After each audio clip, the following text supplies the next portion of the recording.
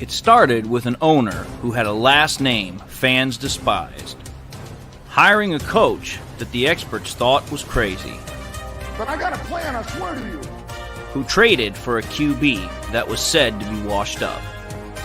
They said the Detroit Lions would never amount to anything, that it would always be the same old Lions. But this team, our team, has a new identity, defined and expressed by the crazy head coach, Doesn't matter if you have one ass cheek and three toes, I will beat your ass. led by the QB that nobody thought was good. Motor City Mania is in full swing and ready to start. So join the show and be prepared for kneecap biting, because Motor City Mania starts right now. Hello, everyone, and welcome to the post-game reaction show of the Detroit Lions versus the Baltimore Ravens. Obviously, as we all know, the Lions got their asses handed to them today against the Ravens in a 38-6 routing, if you want to call it that. Ass-kicking, ass-whooping, whatever term you'd like to use. Currently, the only person that's in the panel with me right now is Jay. Hopefully, I'm going to get DC and some others, but currently it's just me and Jay. How you doing, Jay? Doing all right, even with the loss. Well, that's always Still good. prideful. Still feel like we're gonna go somewhere. Yep. I mean, I was hoping that the Lions were going to win. I wanted them to win. I was very, very adamant that I thought they had a chance of winning. And come to find out, the Lions not only didn't have a chance, they completely blew it because, well, to be quite fair and quite honest, they didn't even show up for the game. Because that was not the way the Lions normally play. That was not how the Lions are supposed to play. And quite frankly, I'm embarrassed because that was not Lions football that I know of. That's not the Lions that we've been told and expected to have over the last, freaking 2 years, because that was a team that, even though the hustle was quote unquote there and the effort was quote unquote there, the team just was flat. The team just was literally flat and didn't do anything. So for me, it was just like, yeah, that was embarrassing. That was just absolutely, I wouldn't call it a waste of time, but that was not worth putting on, freaking on film and having us watch that, because that was horrible. That was just not a good day at the office for the Lions. So, but it is what it is. Can't really cry over spilled milk. The game's over with. The loss is in the book. So, unfortunately, we're just going to have to deal with it, suck it up, and move on, as they would say. But in any case, I'm just trying to push out this last little bit here really quickly. So give me one more second while I push this nonsense out before we get to the comments and everything else. Fine, take your time.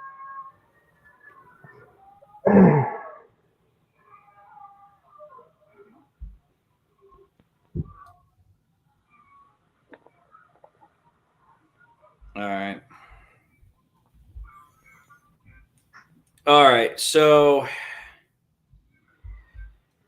here we go. At least for the current moment, anyway.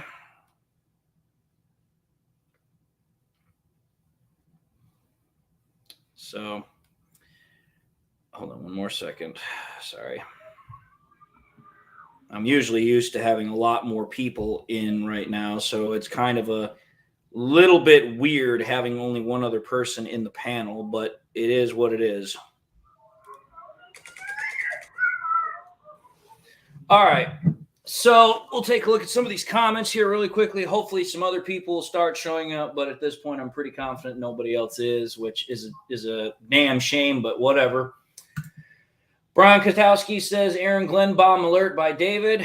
I actually just pushed out a video that I released just slightly before this. That's my bomb. I'm not going to get too much into this unless people keep pestering me about it, but LDV Tennis says, bad day at the office. Jamo not sure what to make of his play. Did he even try on the first deep shot that was intercepted?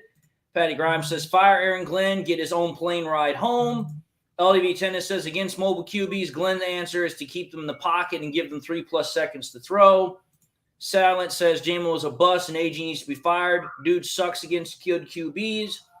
Robin's Nest says, I think I speak for everyone in Honolulu Blue. What the fuck was that? Von D Gaming says, need a real pass rush, somebody on the opposite side of Hutch. LDV Tennis says, need another receiver, somebody on the opposite side of Amon-Ra St. Brown.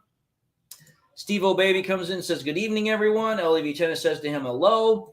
Elizabeth pops in and says, well, guys, I'm still trying to digest today's game. I felt I was in the twilight zone and watching the Panthers game of last year. I know we're going to get losses, but we could have played better. Absolutely. Robert H. says, hello. How's it going, Robert? Peter Jabatak says, this isn't a great team yet. We're obviously not ready yet, but we'll get there, no doubt. Keep your heads up, y'all. Elizabeth then says, onward to Monday night. Still love my Lions. I truly don't trust AG. LDV Tennis says that the Rams lose and that they have no fans. Stands were filled with Steelers.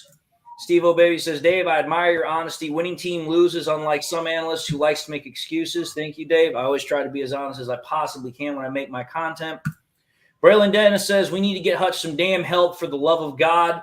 Peter Jabatak says, I think, in my opinion, we need some better corners so AG can go man-to-man. Our zone D always seems to fail us.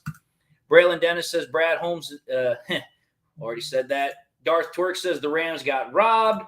Steve O'Baby says the same thing. LEV Tennis says 3 deep shots to Jamal today, all on target. 2 of them dropped. Third one, did he even try?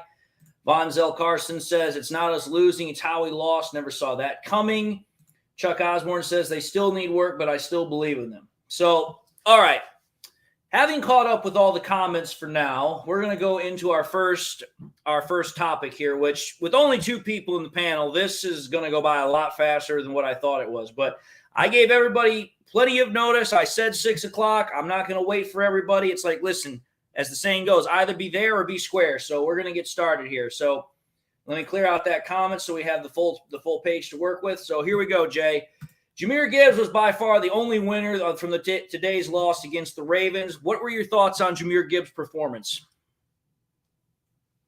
Oh, I love that reverse screenplay that they did for him. I feel like that was finally using him to his talents. I hope they put more plays in there like that to emphasize his skill.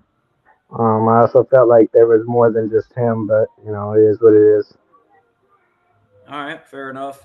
I'll be honest. I mean, Amon-Ra St. Brown also had a pretty good day. I mean, he had over 100 yards receiving. He had 13 receptions, so on and so forth. But it seemed like towards the end there that most of that was just stat padding. But, I mean, Jahmyr Gibbs, considering the fact that we couldn't get the run game going, he still had, I think, over 60 yards rushing. He caught a lot of screen passes, did a lot of work in the receiving game for us. So, as far as I was concerned, considering the fact we didn't have David Montgomery, our offensive line wasn't doing a whole lot of good as far as blocking was concerned. I thought that Jahmyr Gibbs did rather well as far as what limited hand was given to him. So for me, it was a really good kind of a game to see from him, especially as a first-round draft pick, because realistically, the only time we've really gotten any sort of extensive look at, Jahmyr Gibbs has been when David Montgomery has been injured. And both times when Montgomery has been injured, Jahmyr Gibbs has done relatively well, in my opinion. So as far as I'm concerned, I was actually kind of happy at the fact that, hey, Jahmyr Gibbs seems to be doing pretty good. And coming to the stage, we also have Chris. How's it going, Chris? Man, oh man. I'm glad that Gibbs pretty much put us back on the board so we can leave with something, because I would hate to have a goose egg. Well, speaking of Gibbs, that's actually the conversation topic right now. So the topic was Jahmyr Gibbs was by far the only real winner from today's loss against the Ravens. What were your thoughts on his performance, Chris? Well, I mean, his performance was very well. I love the dog in him. I love the fight in him, because when everybody else was tired, he kept moving. Yeah. And like I said, the fact is, if you take a look at everything, Jahmyr Gibbs was realistically one of the few bright spots, if only bright spot we had. He was running well out of the backfield with his touches. He was getting catches, doing exactly what we envisioned him that he was going to do when we drafted him. So realistically, out of everything that we saw from today, he was probably the lone bright spot, in my opinion. So All right, here, let's take a look at some of these comments that are rolling in really quickly. Dale says, Aaron Glenn is not going anywhere, at least this year. We lost, but let's not hang our heads in shame. We'll rebound next week and forget about all this week. Derek Strubble says, hello, still can't believe how it turned out. No pass rush, way too much space between Harris and his opponent. Jamo's still not there. Chuck Osborne says, Denver, come on, you can beat Green Bay. I would love it if Denver could beat Green Bay. That would at least kind of salvage part of today's misery, but we'll see what happens. Elizabeth says, he did well, but he can't be the whole team. He's growing into the position. That is true.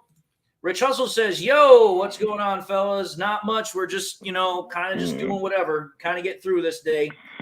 Travis says, fire Aaron Glenn. Dale says, Gibbs' first touchdown in the NFL, and he didn't even celebrate, tells me that he's not satisfied. He shouldn't be satisfied. Nobody from that game should be satisfied with anything they put on tape because that was a little dumpster fire.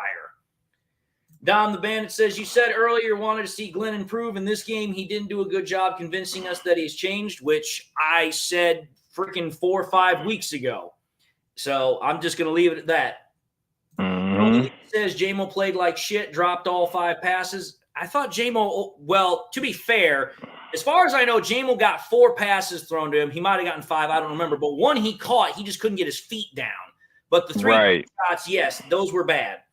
L.A.B. Dennis says, Glenn went back to his Geno Smith defense. Perry Ball says they need to give him, he's referring to Gibbs, the ball and use him. Braylon Dennis says, rather be 5-2 than 2-5. That is a good way to look at it, all things considered. And let's be fair here. The Lions will have a shot to be at 6-2 at the bye, which I'll be honest, I thought that was where we were going to be one way or the other. I just didn't think that our second loss was going to be I did think the second loss was going to beat the Ravens. Again, I just didn't think we were going to lose like we did. LAB Tennis says that the Rams lost salvaged my day. Peter Jabatak says Jamo needs to work on his fundamentals. Not sure if we're going to see who he really is for a while.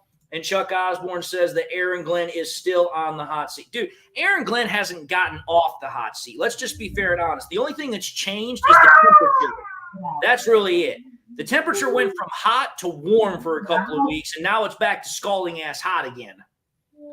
And Elizabeth just asked, do you still think that Aaron Glenn is on the hot seat? Of course I think he's on the hot seat. I never thought he left. Again, this is what I've tried to tell people for weeks. I was like, listen, Aaron Glenn's doing what he always does. 4, 5, whatever amount of games it is, he does really, really good. And then we have a game like this where everything completely falls apart. This has been Aaron Glenn's MO for literally the last 3 years. He gets that game going okay to good for a couple of games, and then it just falls apart. We saw it last year during the last 10 games of the year. Hey, we're doing really good. Then all of a sudden we play the Carolina Panthers, shit falls apart. Hey, we just played a really good stretch of 4 or 5 games defensively. We play against the Ravens, shit falls apart. That is what Aaron Glenn does. It's been proven. There is a proven track record of it. The only reason I don't say anything about 2021 is because 2021, the Lions just sucked on principle. So I can't use that against Aaron Glenn. He didn't have any talent to really work with. Keitho says, well, I hope Brad Holmes makes some moves this week at cornerback. Will be nice or defensive line help. We'll actually talk about that a little bit later, but I'll be entirely honest. I just don't see it happening. LDB Tennis says Glenn should sit on the hot plate. Dude, you realistically want to put it like he should just be sitting in a boiling-ass pot of water. AM says 2-point conversion attempt was a mistake. I think we had momentum immediately destroyed. Chuck Osborne says, you put it, Dave, he's gotten hotter right now. I mean, realistically, no matter what way you want to put it, Aaron Glenn is probably in one – again, I say this now with all conviction. The only thing that has saved Aaron Glenn from getting on the unemployment line is his friendship with Dan Campbell. That's it. Because any other defensive coordinator with all the talent and all the investment we'd put into him would have been gone by now. Yep. Derek Strubble says Ben Johnson didn't look too hot either. I might have expected too much, though. Honestly, we have to take this in consideration for what it is. First and foremost, David Montgomery not playing. I don't care what anyone says. That was a huge-ass loss. Then on top of that, the Ravens defense, again, they were just playing really well. I got to give the Ravens their credit. That defense played really, really well. I'm not taking anything away. Perry Ball says AG needs to be reevaluated at the end of the season. Dude, he should have been evaluated at the end of the last season. Rich Hustle says, boo this man to Aaron Glenn, laughed my ass off. Keitho says Glenn will be gone next year anyway. He gives the double finger cross. I doubt it, to be entirely honest, because unless Aaron Glenn gets a head coaching job, which after this performance, that took a serious blow, I don't think he goes anywhere. Travis says trade for Darnell Hunter. I don't think that's going to happen because Darnell Hunter has too big of a contract. His contract is 1 year, $20 million. We don't even have $7 million to eat that. So it's not possible. Right. Bonzel Carson says, it sucks we're going to have to hear the media talk about us losing to good teams and having an easy schedule. We need to beat the Chargers and the Cowboys. The Chargers aren't going to be enough to do it. The only team that we have left that realistically is considered a good team is the Cowboys. And let's be fair, the Cowboys we don't play till later in the year anyway. Right. Paj says, I'm genuinely shocked that you gentlemen can't see or just don't understand the difference between players not executing on defense and bad coaching, in my opinion, of course. Dude, it was bad coaching. I don't care what anyone wants to say. The freaking announcers on the television kept saying the exact same thing. The freaking Ravens wide receivers, it didn't matter if it was wide receivers, tight ends, hell, even the fullback were wide open. I'm sorry, if the defense was sometimes playing okay and other times it wasn't, that would be execution. But when the whole defense collapses, that's not just totally on the players. That goes more to the coaches not game planning properly. I know the difference between game planning and execution. I was a player for 10 years. Granted, not an NFL player, but I've seen what happens when a team can't execute worth shit versus when a coach's game plan doesn't work for shit. This was the game plan's failure, not the players. Yep. Galloping Lake 6 says, riding high for 3 to 4 games, thinking we're going to the Super Bowl, then lay an egg in embarrassing fashion. Is that what the Dallas Cowboys fan feels like? Well, here's the problem. That's a pretty good analysis and pretty good comparison, but the problem with the Dallas Cowboys is this.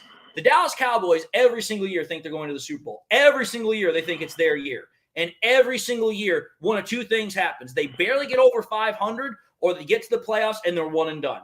Because think about it. The Cowboys have not gotten past the division round since they last went to the Super Bowl. That's pretty embarrassing considering the fact the Cowboys are considered the most valuable NFL franchise.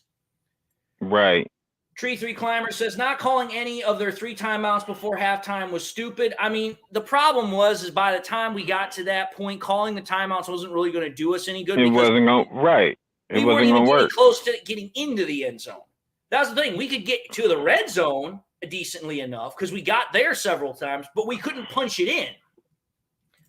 Perry Ball says, Ravens came to play. Lions didn't come to play. We need to win the NFC North. End of story. Well, here's the thing. Again, if you take a look at the other NFC North teams, the Lions have them pretty well handled. But the problem is that the NFC North this year is really, really weak. Let's be honest here. The Packers aren't going to do anything. The Vikings aren't going to do anything. And while the Bears have won 2 out of their last 3 games, let's be fair. The Bears aren't going to do anything. Yeah. Says Ravens showed up. We didn't. I kind of feel bad who bought tickets for this game. I know that DC wanted to buy tickets, but they cost like $200. So at the last minute, he said no. So I'm pretty confident he's feeling okay about that. Peter Jabatak says, nah, it was bad coaching and absolutely horrible game plan today. Yes, it was. LEV Tennis says, not there yet. Need another edge rusher, need another receiver, need another DC. Well, I don't think we're going to get any of those, to be entirely honest, but man can hope and dream. Justin May, the rapper, says the worst Lions game I've ever watched. Nope, I got one worse than this. Let's go back to Halloween 2021 against the Eagles when we lost 44-6. That was worse. Yep. Keitho says, I had this game as a loss, still think we go 12-5. Again, the way I look at it, this team can still win a lot of ball games. There's not a whole lot of opponents left on our schedule that are really going to give us a lot of fits. Again, the Chargers might give us fits. The Cowboys are going to give us fits. Maybe the Vikings at US Bank, at their freaking stadium. But other than that, I think the Lions are in pretty good spot. Dale says we cannot ignore the reality of bad coaching. We suck today, but we'll regroup and get the win next week. That is the hope, and that is the plan. Tony says not only played defense bad, offense 3 and out whole time too. I mean, The offense didn't do good either. The offense really didn't. But to be entirely honest, after the first 2 drives, the offense really wasn't going to be able to do anything anyway because the defense got so far bad and behind that the offense had to become one-dimensional. Think about it. Jared Goff almost threw the ball 60 times today. That is not a normality for freaking Ben Johnson and Dan Campbell's offense. If Jared Goff throws over 40, you know either one of 2 things happened. Either the offense couldn't do shit, or Jared Goff was just having a really good day. And obviously we know what was the answer for that one. Jacob Sarsnak says JMO needs to get it together. Chuck Osborne says Green Bay got picked by the Broncos. Go Broncos. That's at least something to root for. Peter Javatak says also that embarrassing JMO head boink was pass interference. Pass interference or not, JMO should have caught that ball. Literally, Goff put it right between his damn eyes. Like, you couldn't throw the ball more perfectly if you tried. Keto says, just glad it wasn't division game. Green Bay about to lose. Rich Hustle says, I think Dan Campbell about to chew off everyone's kneecaps in the locker room, practice field, video room, etc. for the rest of the season, all behind this one game. Good shit. I don't think that's going to happen, but I guarantee you this. If anybody walks away from this game feeling okay about themselves or not pissed off, there's a problem. LDN Podcast comes in and says, I'm here. The Lions weren't. Darth Twerk says, I think Sewell just got another holding penalty. We'll talk about that later. LDV Tennis says, all teams have bad games. Yes, all teams have bad games, and that's fair. That's honestly a fair assessment here, but here's the point in the matter. All teams have bad games, but think about it this way. This was the game. This was the game that the Lions absolutely had to win to send a statement to the rest of the NFL. If the Lions could beat the Ravens, that right there could have solidified, verified, validated everything that was being said about the Lions being a true contender. Instead, we go in and play against the Ravens, and we literally get our asses kicked. When you're down 4 scores and you haven't put up anything through the first half, your ass got kicked. Yep. Bobo U says, we have any running backs left on practice squad? Nope. Nope. Patty Grimes says, what's up? Not much, just talking. Paz says, you and the commentators prove my point. No coach teaches DNs to over-pursue on read option like that, and no coach teaches DBs to constantly back off in coverage like that. No coach. Okay, then let me ask you this, Paz. Let me ask you this. If no coach teaches that, then how in the thunder did freaking Aaron Glenn not correct that shit? Think about that. He's the coach, right? He's the defensive coordinator. If what you're saying is true, Aaron Glenn should have made that adjustment, should have changed shit. But the thing is through 4 straight quarters, nothing changed. Didn't matter if it was Cameron Sutton, didn't matter if it was Stephen Gilmore, didn't matter if it was Brian Branch, didn't matter if it was Tracy Walker, didn't matter if it was Kirby Joseph.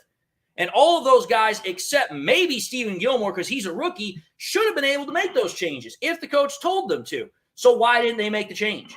Did they just say, fuck the coach and say, no, we're going to do what we want? I don't think so. That's not what players do. Dale says, JMO definitely has work to do for sure. Rich Hustle says, I like how Amon-Ra was being feisty the whole game, but did you all see how that one cornerback flicked him on his back? Yeah, that was a WWE move if ever there was one. LDN Podcast says, oh, the refs were atrocious as usual, but regardless of that, we played awful, absolutely terrible, and disgraceful. I mean, here's the thing. Even if you took the refs out of this, there was nothing about that. The refs did nothing but just add further insult to injury. We were already crap without the refs interfering.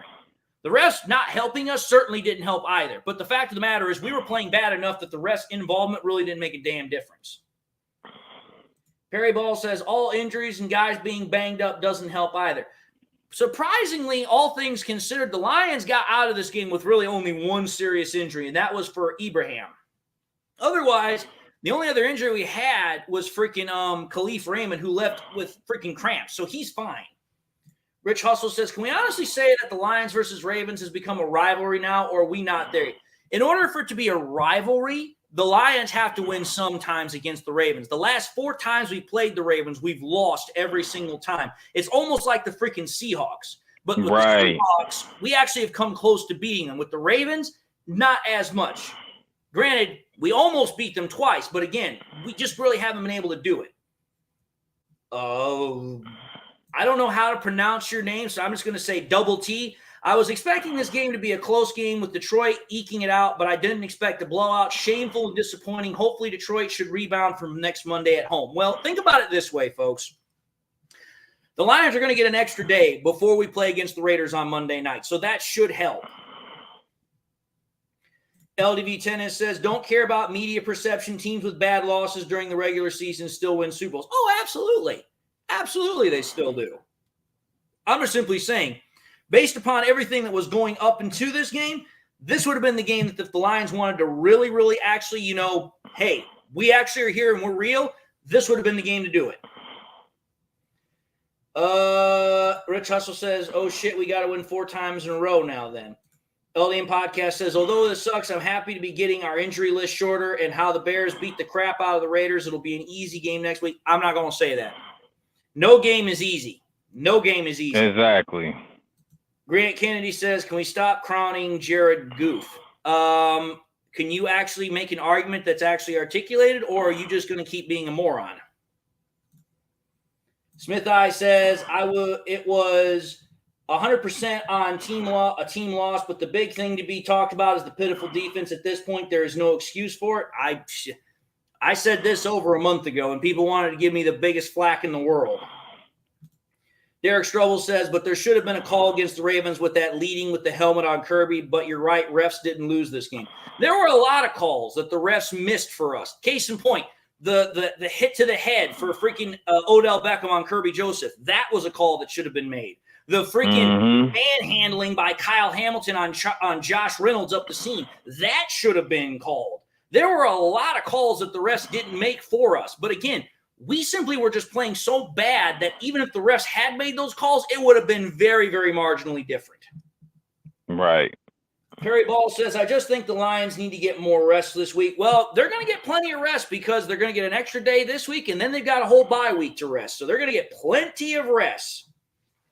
Dale says, this loss reminds me of the Panthers game last year without the rushing yards in the first half. I actually said this in my stream earlier. I said the only difference between this game and the Panthers game last year is instead of getting beat through the ground, we're being beat through the air, because that's what Lamar Jackson did. He beat us through the air. Yes, he did. Bobo Youp says better fix pass protection or Crosby will make things real miserable. That's for sure. Braylon Dennis says that the Packers lost, which that's good news. LDN Podcast says, well, I'm going to say that because without Jimmy G, the Raiders looked like a JV team.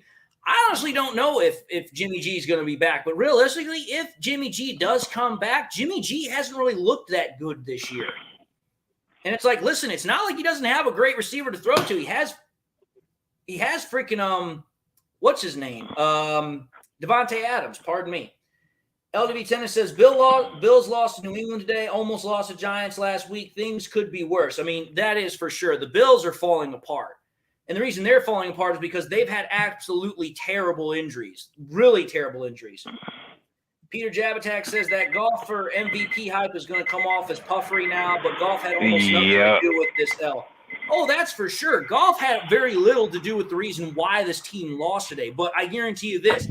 The Goff hype train for MVP, that pretty much just got stopped in its tracks. Yep. Dale says, time to go on a run to the playoffs. Let's go.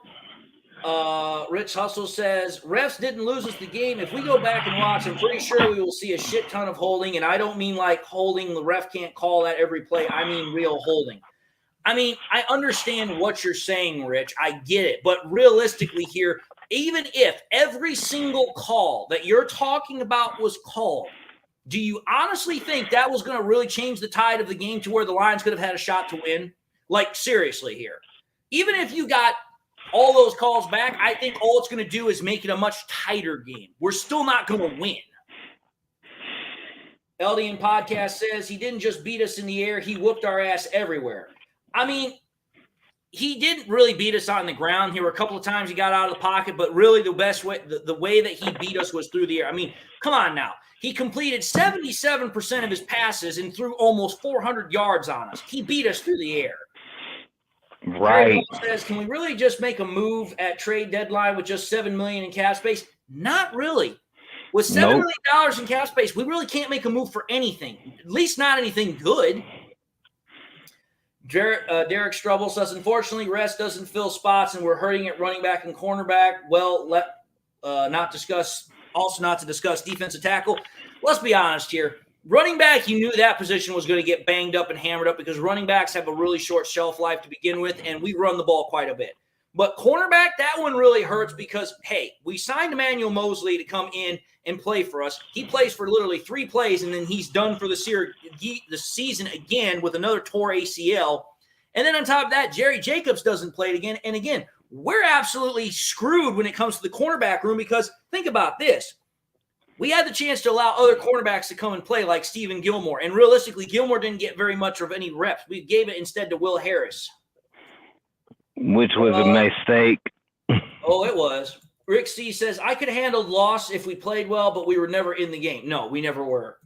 Smith I says, refs effed us, but we effed ourselves more. That's actually a good way to put it. Rich Hustle says, with no Vaseline. Rich Hustle says, I think it would have changed the tie because if you look at a basketball game, if the refs keep calling fouls, the defense will be a little looser, meaning Hutch can get in the backfield a little easier. Okay, even if that's the case, though, you still have to make the play, though. There were times that we were back there and we still couldn't make the play because freaking Lamar was running all over the place. My whole point is this. Could the penalties have helped us? Yes, they could have. But was it going to help us to the point where we were going to make up 32 points of a differential? I don't think so.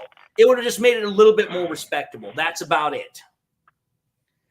LDB Kevin says pass protection was bad today. Who was responsible for the pressure, guards or tackles? I mean, it was pretty much everybody. Let's just be fair. It wasn't like one individual person was bad. Everybody was bad. Drew Schoenbeck says the better team won today. The Wolverines probably would have beat us today. I still have a hard time believing that whole thing about college teams beating NFL teams because college teams are different. Right. Those absolutely freaking chokeholds, target hits. This was a big moneymaker for Vegas. LDN Podcast says, is DeMont coming back next week? No. I doubt it. I really do because, again, that cartilage injury, he's probably not coming back until after the bye. I would like to see if he could, but chances are he probably won't. SW Line 16 says, I didn't see the game. How did Harris play today? Which one? Charles Harris or Will Harris? Because Charles Harris didn't play at all, and Will Harris was ass. Yep. Darth Twerk says, I was worried about this game as soon as I heard AG call Lamar a growing passer this past week.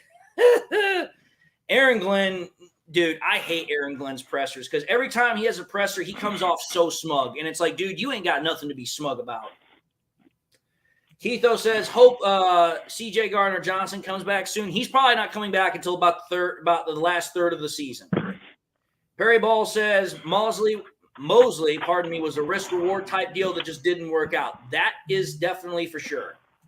Dale says, Sewell had a horrible game today, probably cost himself a Pro Bowl. I wouldn't say that, but it definitely does hurt him. Rich Hustle says, because they were being held, LOL, that's why we couldn't grab him like we wanted to. That's what I'm saying. If they called them calls like it would have changed it, just my opinion. Again, I understand what you're saying here, but the point of the matter is our defense was playing so bad. I just can't see how that's going to make that big of a difference. I get what you're trying to say, but it's like, listen, that's one very, very small aspect of the totality of how bad that defense was. Babu Yoop says, did any of us actually think we would be 2.5 games up over Green Bay and probably 3 games up over Minnesota after tomorrow night at this point of the season back in August? I'm doing a glass half full take here. Honestly, I'm going to say this. I knew the Lions were going to be in a really good spot because of how bad the freaking Vikings were, because I'm like, listen, the Vikings might have retained a lot of their offensive talent, but their defense is ass. And then I was like, okay, I don't care what anyone says about Green Bay and Jordan Love looking all this. He's still going to be, in essence, a rookie, even though he's been in the league for 4 years because he hasn't played right much. And then Chicago. I'm just sorry. So for me, it's like I actually thought the Lions were going to be very high up. Again, I kept saying I expect the Lions are going to be 6-2 at the bye. I said that from word go. I just didn't expect that, hey, we were going to beat the Chiefs, lose to the Seahawks and the Ravens, because I thought, okay, we'll lose to the Chiefs and Ravens, we'll beat the Seahawks. That was what I was thinking when we first started this whole thing. Let's see here. Donkey Kong says, no big deal, dudes, no big deal. This will happen sometimes. That's absolutely true. SW Line 16 says, did they switch guys out of position on the O-line just to have their best 5 in there? Realistically, yeah, because what they did is they put Big V back at right guard and they moved Graham Glasgow over to left guard because Jonah Jackson couldn't play again today. Rich Hustle, I agree. It was an overall bad game. LEV Tennis says Reynolds 0 catches, Jamos 0 catches. Neither Amon-Ra St. Brown or Laporta had a big catch. Josh Reynolds had 2 catches, my friend. Jamo had 2 catches, but Josh Reynolds had 2 of them. LDN Podcast says no college team could beat an NFL team. No college players are professional. Every NFL player was good enough to make it to the NFL. I don't care if it's the Panthers in Georgia. They would kill them. Dre says Lamar is MVP. No. Lamar just had an MVP caliber game. He's not the MVP of the NFL. Even with this game, he's still going to be at the bottom rung of a lot of passers because of his stats. And again, as much as people want to deny it, stats do play a part into how you get votes. Don C says, I didn't say that the Ravens cheated. I never said the Ravens cheated, so I'm going to just leave that one alone. The Ravens played a hell of a game. They did. SW Lion 16 says, and to think they could have kept Starling Thomas, I often wondered if Harris has pictures on people in the Lions front office. Just because you can play several positions doesn't mean you play any well. Well, here's the problem. The Lions wanted to keep Starling Thomas, but the problem was that he got picked up off of waivers by the Cardinals. Otherwise, the Lions would have definitely kept him. Okay. I'm just gonna move off this topic because we still haven't even gotten into the second topic, and we're almost 40 minutes into the show. So let's move into another topic here really quickly because we need to keep this thing moving along here. So Jay answered first last time. So Chris, you're going to be up here. So here we go. We talked about the biggest winner or only winner from the game. So here we go. Plenty of losers from today's loss to the Ravens, but which Lions person was the biggest in your opinion? You saying the biggest loser or what you saying? Who was the biggest loser from the Lions against the Ravens? Okay. That's hard. That's why I asked the question, because it's a difficult one to ask. Okay, can I pass and you come back? Sure, if you want to. What about you, Jay? Who do you think was the biggest loser from the Lions' loss today against the Ravens? Aaron motherfucking Glenn. Well, I shan't disagree with you on that one, because in my honest opinion, that if Aaron Glenn's not the biggest loser, in my opinion, honestly, I think it would just be the Lions fans in general, because the Lions fans had so much hope. They had so much belief. They had so much thought that this would be the game the Lions could really, kind of like stamp themselves on the map. And they got completely, the best way I could put it is just say blindsided. We got hoodwinked.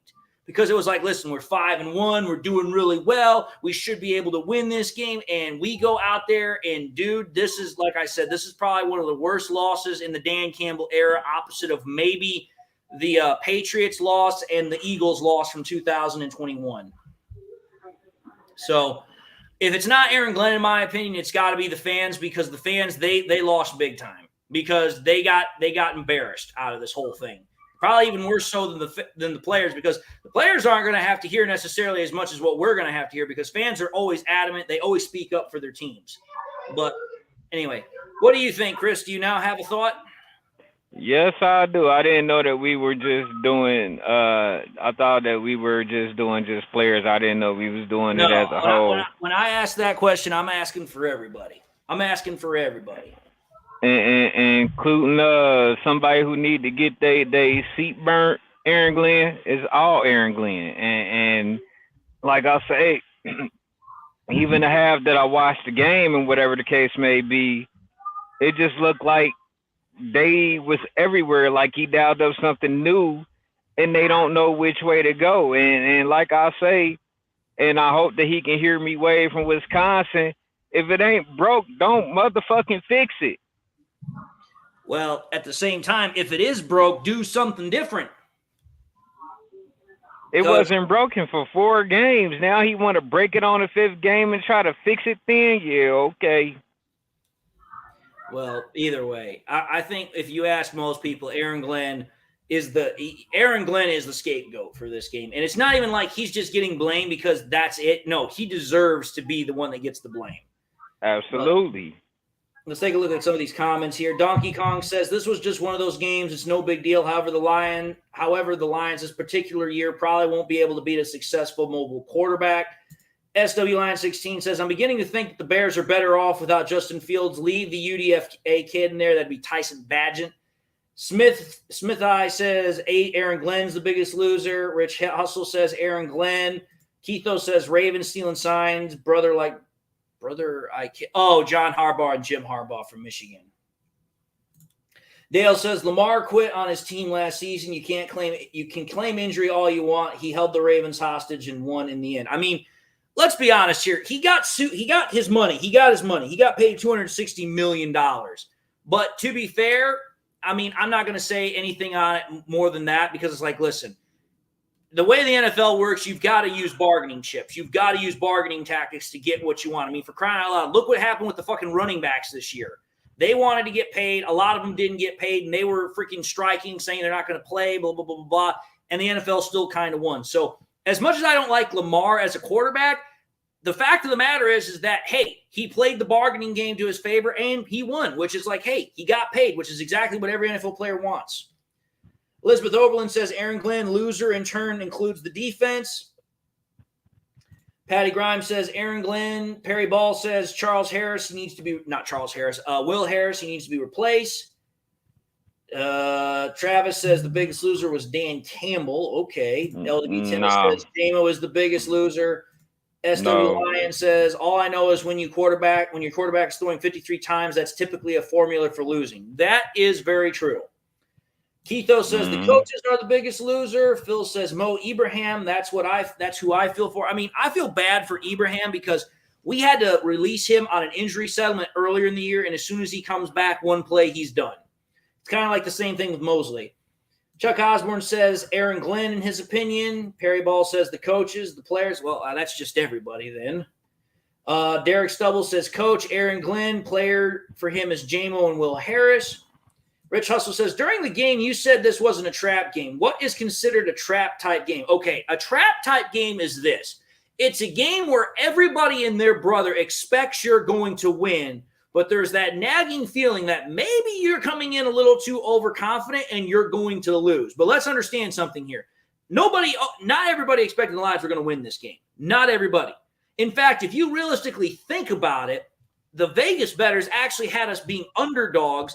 And to be entirely honest, a lot of people thought if the Lions were going to win, it was going to be a small win. So this was not a game where everyone thought the Lions were going to win. A trap game would have been like if we played against the Falcons and the Falcons beat us. That's a trap game.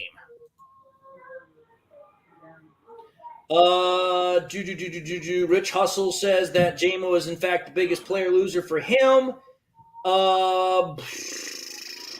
Dale says I'm going to go Ben Johnson. He couldn't come up with anything when our defense couldn't block cold. I mean, he came up with some interesting plays, but again, realistically, I can't really look at the offense because the offense simply was in a position where there was nothing they could do.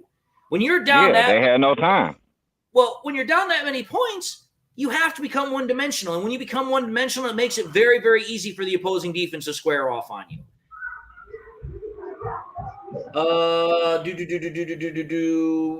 Rick C says, I believe in 1958, a team of college all-stars beat the Lions. If I recall correctly, 1958 was the last year we won the championship. I could be wrong, though.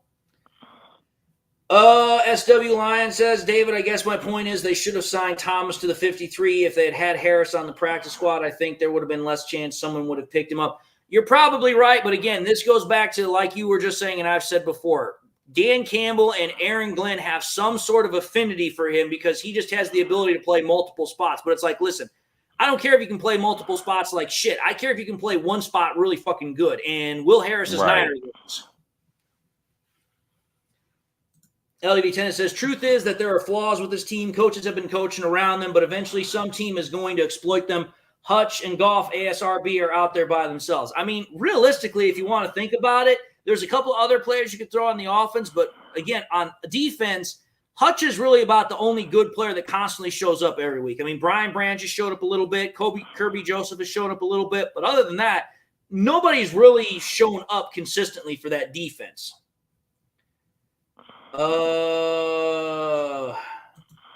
Ziggy says this is not the SOL. We'll bounce back, boys. Again, I expect we'll bounce back. I'm not saying we won't.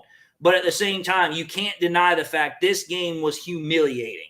This was the kind of loss that makes you sick to your stomach, and you're just like, dude, I don't understand what the hell I just watched, but it wasn't pretty. Okay. Yep. Let's oh boy. Let's move back into our next topic here, and we'll go into this one. So, Jay, are you ready? Yeah, I'm here. All right, so here's the next topic. You'll start us off. So, Lions defense had by far its worst outing in a long time, arguably since the Panthers game since last year. Was today's performance on execution or on game planning, in your opinion? I want to say it's on the game planning. It wasn't on the execution. The players went out there and executed it how the defensive coordinator planned it. And he looked at the tape, and that's what they thought was going to be running best, was being in the zone. They did a good job shutting down the Ravens last year. This year, they just kind of said, fuck it. We just going to, I don't know what the fuck Aaron Glenn was thinking, but I'm going to say game planning is going to be the biggest thing. Game planning. Yeah, I mean, I'll wait. What do you think, Chris? Well, I think it's both, because poor game planning and everything else made our top players look like butt cheeks and more butt cheeks. And like I said, it just looked like they were confused out there. Plus, the fundamentals of tackling as far as our performance, I know that they didn't want to hurt Geno Smith, but at the same time, you got some of those players that was ripping off some runs due to poor tackling. All right. Here's what I'm going to say. If we realistically want to look at this, honestly, the way I look at it is, if you're going to talk about it one way or the other, it was 80% game planning, 20% execution. Because let's be fair and honest here. Even as bad of a game plan as it was, the Lions should have done better against the Ravens defense. They should have done better on the field. And it's like, listen, I get it. The game plan was absolute ass. It was just royal ass. But the players still have to go out there and try somewhat to execute at least a little bit. But again, the way I look at it is very simple. Aaron Glenn put together a game plan where his primary concern was, okay, I don't want freaking Lamar Jackson running all over us, because that is what Lamar is known for. He's a scrambling quarterback that picks up a lot of yards on the ground. So what was Aaron Glenn's thought process? And we could see it very plain as day with what they were trying to do with their defense. They run a zone defense. Okay, what is a zone defense primarily used for? A zone defense is primarily used for because you don't want your cornerbacks being out of position for the deep ball. Why is the deep ball a threat with the Ravens? Because if freaking Lamar can extend his legs, the deep ball is going to be much more used against the defense. So you go to zone defense. That's to stop the passing element that way. But the other reason you use a zone defense is because if you go to a man defense, cornerbacks have to turn their backs to the quarterback, which means they're not going to see if a quarterback breaks off and goes for a run.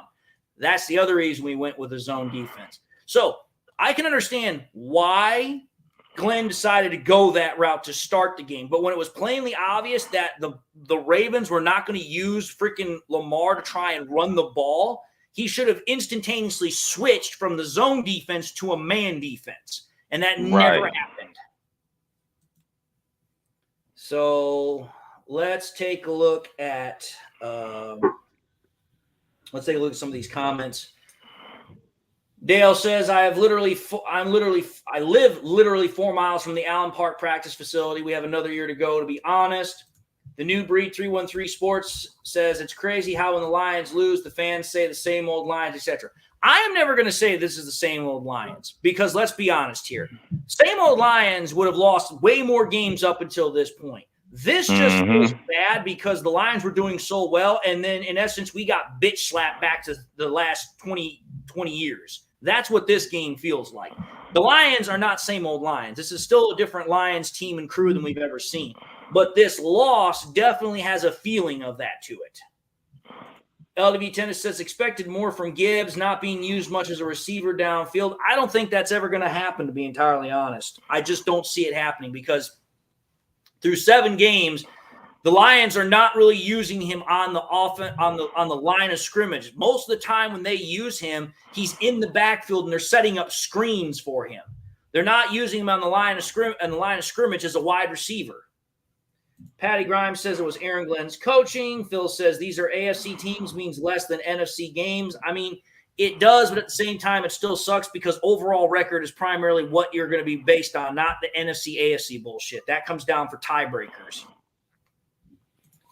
JJ Patrick says, I was hoping we could lean on our offense, but it was obvious the defense was the weak link. New Breed 313 says, Lions can't win every game. Come on now. I understand they can't win every game. I was already expecting to a certain degree the Lions were probably going to lose this game. But at the same time, the way the Lions lost is the problem. Phil says, bad scheme, no adjustments. Dan cannot beat a great coach like Harbaugh. I mean, to a certain extent, I'll agree with you, but whatever. Baba Youth says they ran the same shit for 4 possessions. You fix that after 1 possession, maybe 2. Yep. Dale says, don't take away from Jarm Harbaugh, y'all. He's a seasoned coach who has seen dang near everything. I mean, he's been a head coach since the mid-2000s. Like, he's been at it for a good 15, 20 years.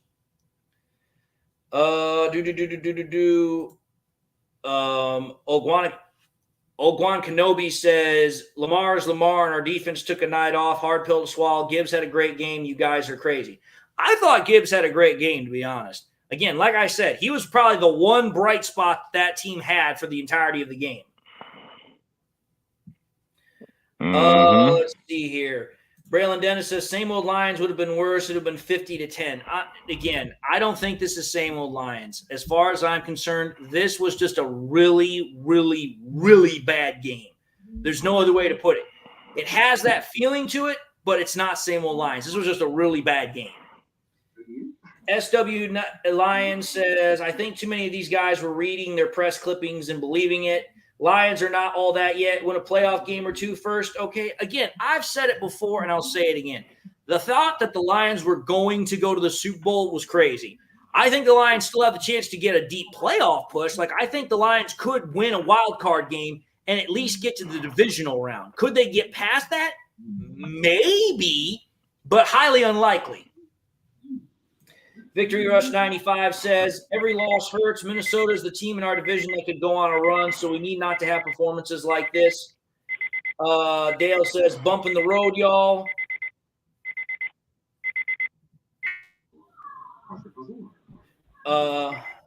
New Breed 313 Sports says, this game has a reality check to stay focused. They have issues with good tight ends for some reason. They have issues with not only good tight ends, but they also have issues with mobile quarterbacks. Yes, they do.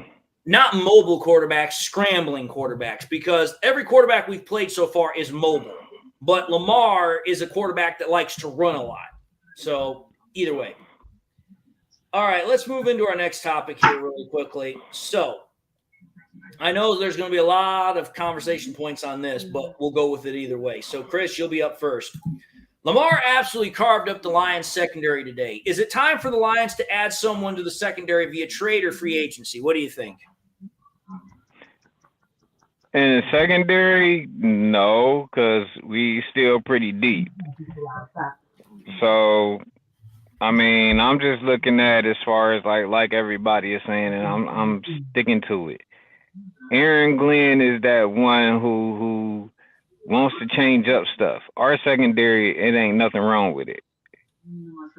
All right. So be it. What do you think, Jay? Do you think the Lions need to add somebody via free agency or trade to their secondary?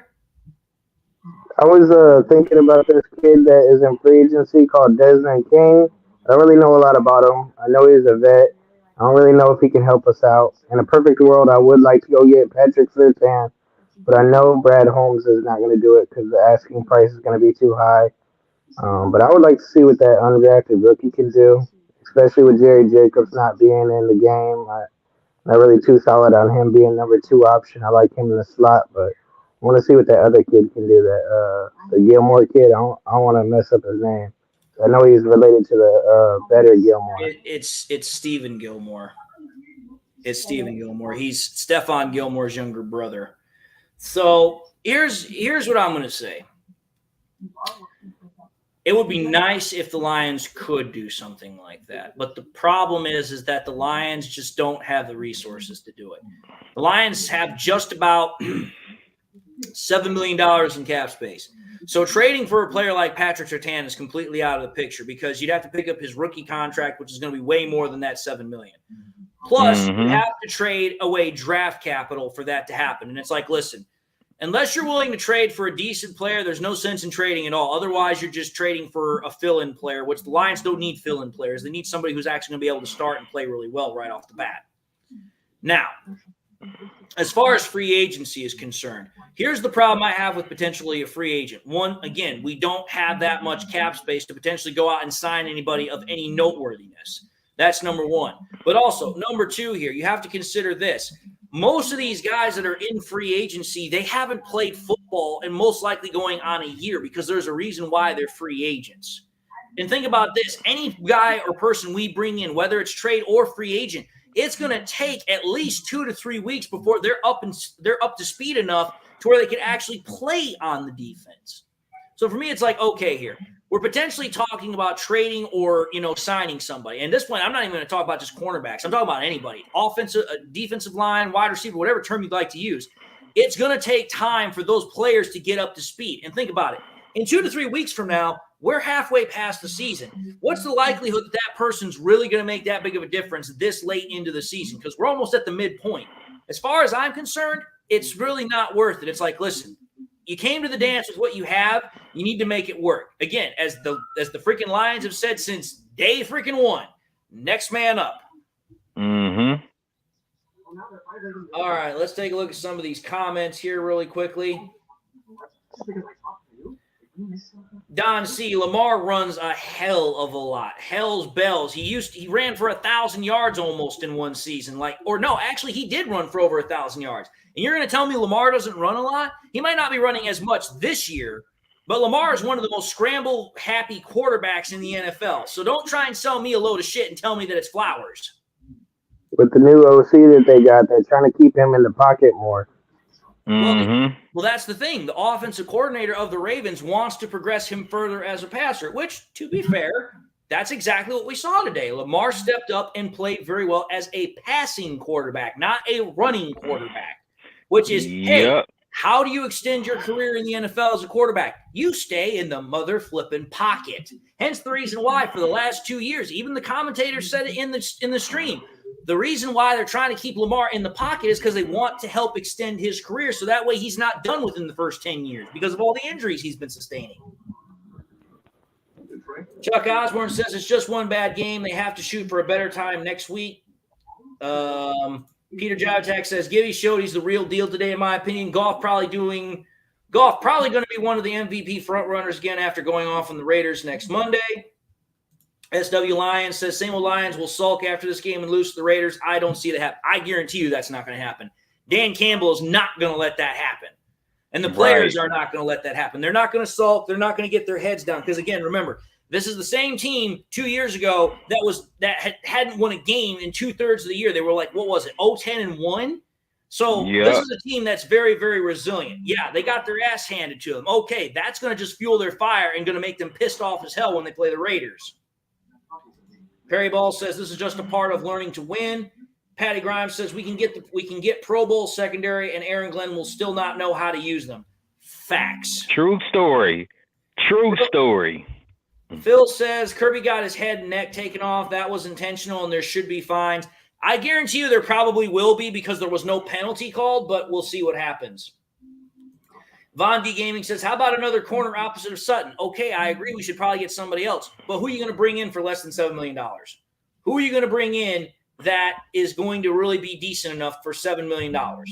can almost guarantee you that's going to be our first pick in the next draft. As far as I'm concerned, cornerback and wide receiver are probably going to be the top options for the draft this upcoming year. Because think about it. J-Mo has not really done anything so far. And after this year, Josh Reynolds is done. He doesn't have another contract. I fully expect the Lions are probably going to extend him. But realistically, I think if you're talking about the top 3 positions that the Lions are probably going to draft, cornerback, right guard, and wide receiver are probably those ones. I was thinking defensive end as well, but maybe defensive end. I don't know. Again, the reason why I'm holding off on end and edge rusher is because of one simple reason. James Houston's not playing, and we're supposed to get him back really shortly.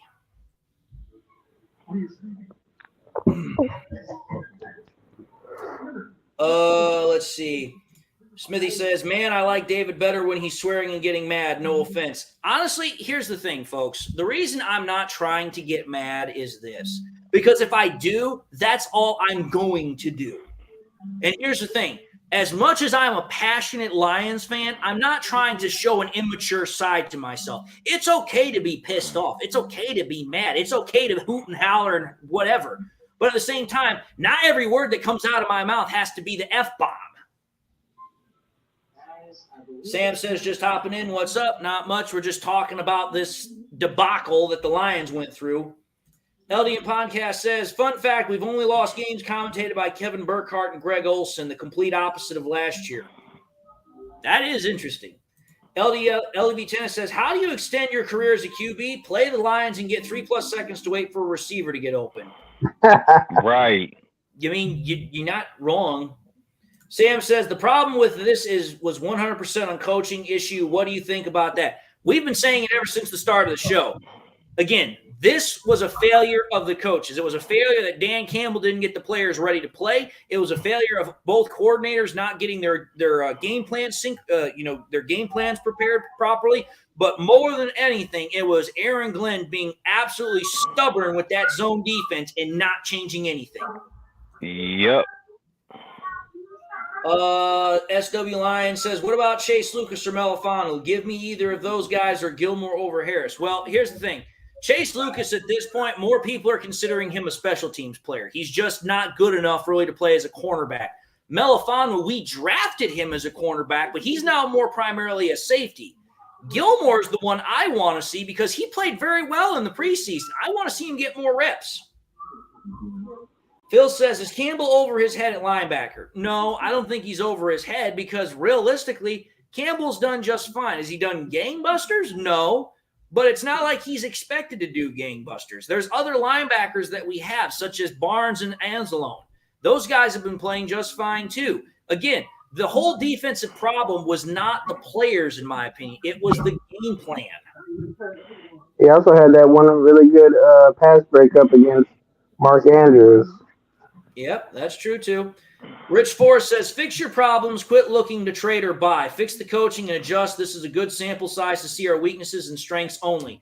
Give me a pass rusher available at deadline. Again, I like where you're going with it, Rich, but at the same time, I just don't think that the Lions are going to go for anybody. Again, the Lions have who they have on their team, and they're going to run with who they have on their team. Again, this is who they brought to the dance. This is who's on their squad. This is who they're going to run with. Right. Excuse me.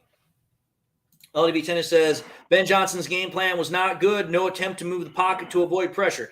Honestly, it wasn't also just on Ben Johnson. That offensive line did not play very well. It did not block Jared Goff very well. There were times where they were getting edge rusher pressure off of the edge, and Goff had no time to work with. Goff was getting swarmed. And it's like, listen, that's not the offensive line we've seen in the past. Chuck Osborne says that the Chicago Bears can beat the Raiders, and there's no problem for us not to beat them. I just can't see that happening. I believe the Lions beat the Raiders. I believe the Lions beat the Raiders too, but again, I'm still going to hold very strongly to this mindset any given Sunday. I don't care how bad the Raiders are. You go into that game and you come out and you're going to stomp a mud hole in them. No mercy. Don't take no prisoners. You show up and you think that you're playing for the fucking Super Bowl. Right. Harry Ball says they better use Houston Wright when he comes back. He's a pass rusher. Let him rush the passer. Freaking men. Don't have him going out dropping the pass coverage. Okay. Phil says, why weren't the starters pulled in the fourth quarter? Honestly, that goes back probably to Dan Campbell's mindset. It's like, listen, we're a gritty team. We're not going to admit defeat. We're not going to quit. If he'd have pulled the starters, that would have been admitting defeat and quitting on the game. And that's not something Dan Campbell does. All right, let's move into our next topic here really quickly. So, Chris, you're up first, or was it? We'll just go with Jay. Jay, are you there? Yeah, I'm here. All right, so here's the question. Lions failed to register a sack or much of any pressure against Ravens and Lamar, and over the last 3 games have only garnered 2 sacks. What is going wrong with the Lions pass rush? What do you got? I think it's Go ahead, Jay. I think it's just personally not having somebody opposite side of Hutch. Hutch is a really good player. A lot of offenses are game planning against him, even though they're getting a lot of holding. A lot of people are holding to do it, and the refs aren't calling it. But we need an opposite pass rusher, and then Jeremy's been saying this forever. We need to get Burrito Jones out of the defense. We need to put Broderick Martin in there. We need to see what he can do. He's physical. He's big. He's fast. Him and Lee McNeil, I think, would tear that middle up. And then between Kaminsky and Pascal, I think they can take the end. All right, fair enough. What about you, Chris? What do you think? Well, I was about to say, if they would have at least rotated like fresh new people, I mean, even like rotating Bugs in there, I think they might have did. I'm not for sure, but if they would have rotated Bugs and Martin in there to have fresh new, they could probably help Aiden on the other side. But as far as an edge rusher, we don't need one right now, but I feared in this game we should have had another edge rusher because we needed to help Aiden Hutchinson because they really got to him today. Bugs got rotated in.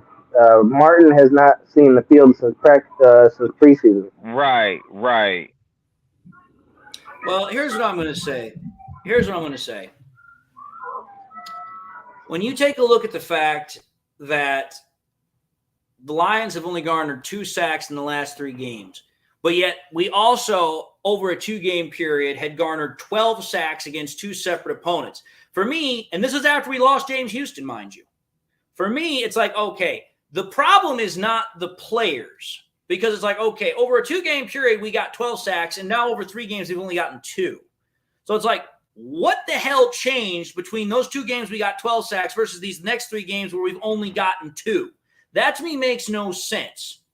For me, it's more about the fact that, okay, whatever the fuck that Aaron Glenn did in those 2 games where we got 12 sacks, he's gradually deviated away from over these last 3 games. Because think about it.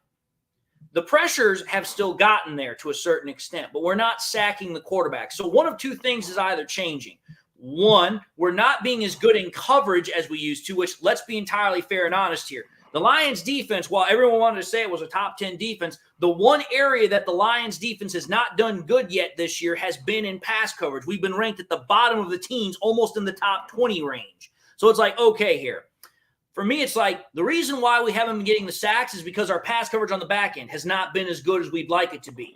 Then on top of that, we're not sacking quarterbacks. We might get there. We might get a hand on the quarterback, but we're not sacking him. This goes back to what happened with Geno Smith. We would get pressure on Geno, but we weren't actually bringing the motherfucker down. And it's like, listen, when you actually get there and you're on the freaking quarterback's back hip or you're about to grab him, bring him down. Don't try and do it with an arm or one hand. Actually wrap the motherfucker up. And I don't think that's happening. So for me, it's like, I honestly think what needs to happen first and foremost is whatever the hell Aaron Glenn did those 2 weeks, he needs to bring back. I doubt it's going to happen, but he needs to bring it back. That's number 1. But number 2, here's the other thing that needs to happen. When James Houston comes back, he needs to be put purely as a pass rushing threat. Do not try and exploit, because here's the thing. This is not the time to try and develop someone as a player in terms of their ability to be a pass cover. That's the offseason's time. Hey, You get into the film, you get on the field, you start doing pass dropping drills, you start doing coverage drills. You start doing that in training camp, in mini camp, spring camp. That's when you develop that shit. Not during the regular season when it's like, okay, if you're not on top of your game, opposing defenses are going to take advantage of that. That's not the time for that. Preach. All right, let's take a look. See here. Jerome Lewis says, let's move on from Glenn. LW Tennis says, Hutch needs help. George Bender jumps in and says, J-Mo arm was held when the ball hit him in the head. Goff didn't throw it far enough. He's slowing down, waiting on the ball. Dude, the ball hit him square in the head between both sides of his freaking eyes. You can't throw a ball more perfect than that. All J-Mo had to do was bring his arm up, and the ball would have been right there, and he could have just kept running. Goff put the ball exactly where it was supposed to be. He could have thrown it maybe an extra foot further, but that was about it. Otherwise, you can't really complain about the throw because there were two other times that Goff got it to him, and he dropped it, and it was thrown exactly where it should have been. LV Tennis says, Goff threw it far enough. It's the NFL. J-Mo has to make contested catches. Facts. SW Lions says, it's a long season. You had to figure the Lions were going to get punked sooner or later. Starting 5-1 is new for them. Well, hold on here. It's not new for them. Go back to 2000 and what was it, 14 or some shit like that? We started the year 5-6-0, something like that. Mm-hmm. JJ Patrick says Lamar gets sacked at a high rate. How could we not get him at least once? I mean, if you think about it, going into this game, Lamar was top 10 in terms of sacks. I think he had 16, and we didn't get one sack on him. In fact, there were times Lamar was back there and it looked like he could make a pastrami sandwich and eat it.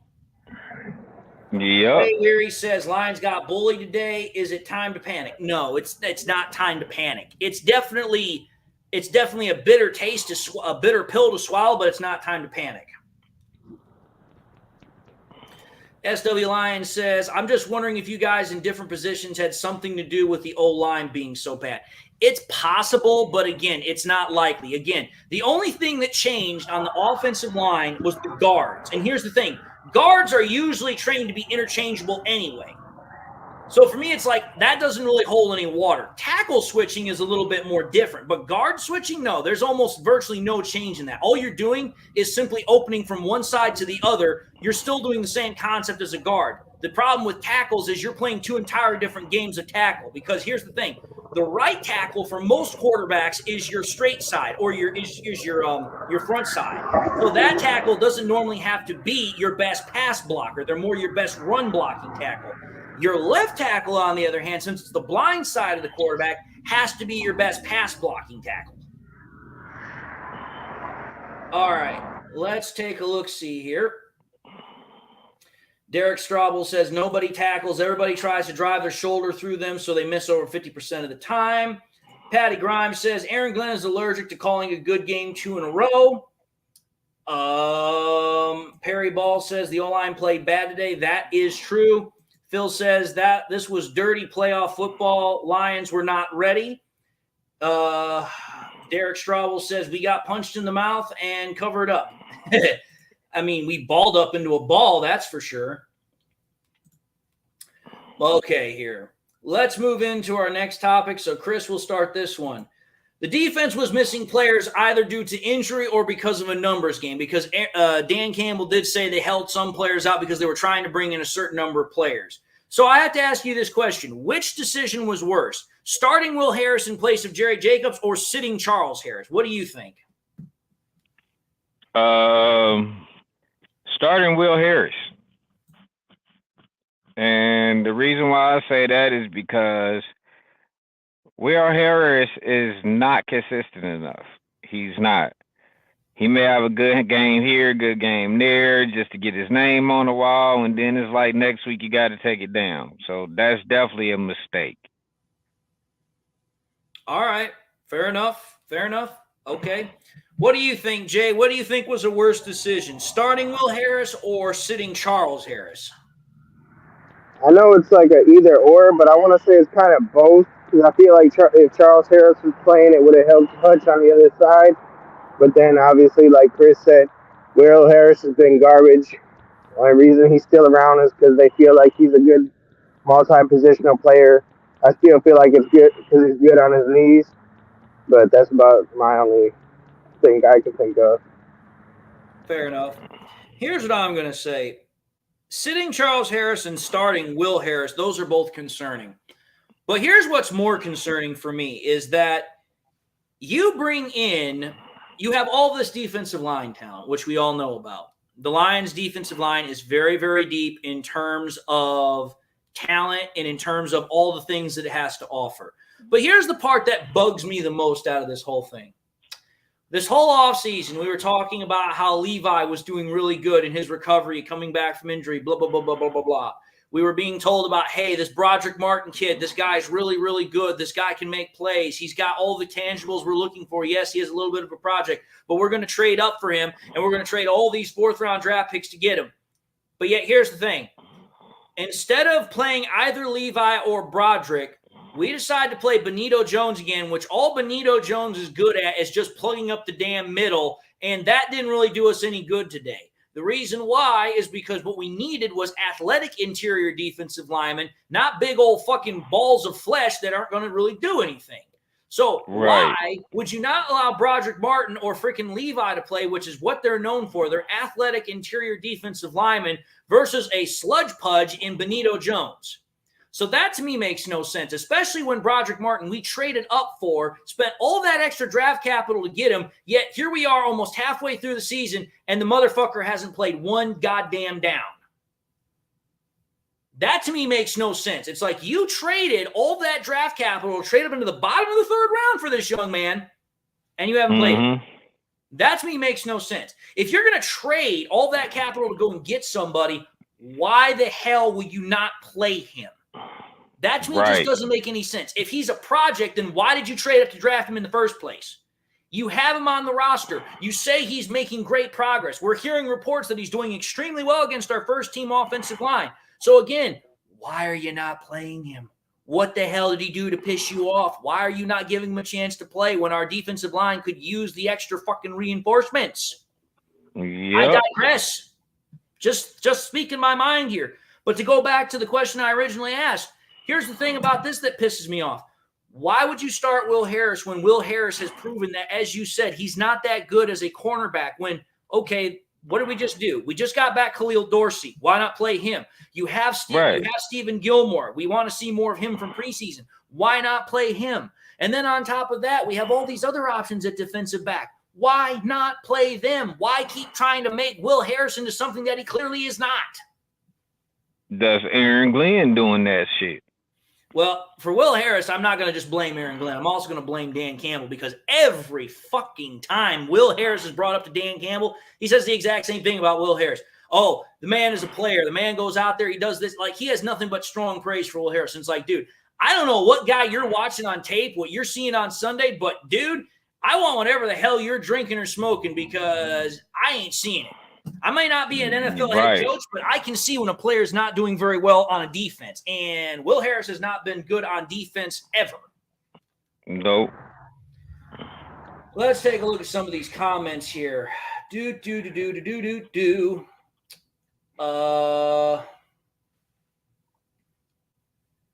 Okay, here. LDV Tennis asks, who was at left guard today? Graham Glasgow was at left guard. HV says 2011 5-0. This game makes no more sense, actually less than the Seattle loss. Raven for Life says y'all got a reality check. Dude, we already know that.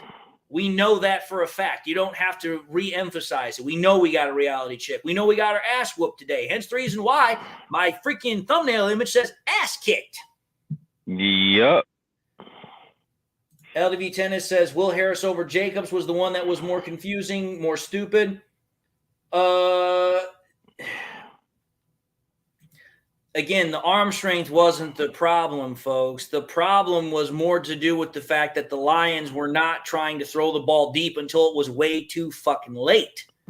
And again, you have to consider this. Most quarterbacks have trouble throwing in the wind anyway.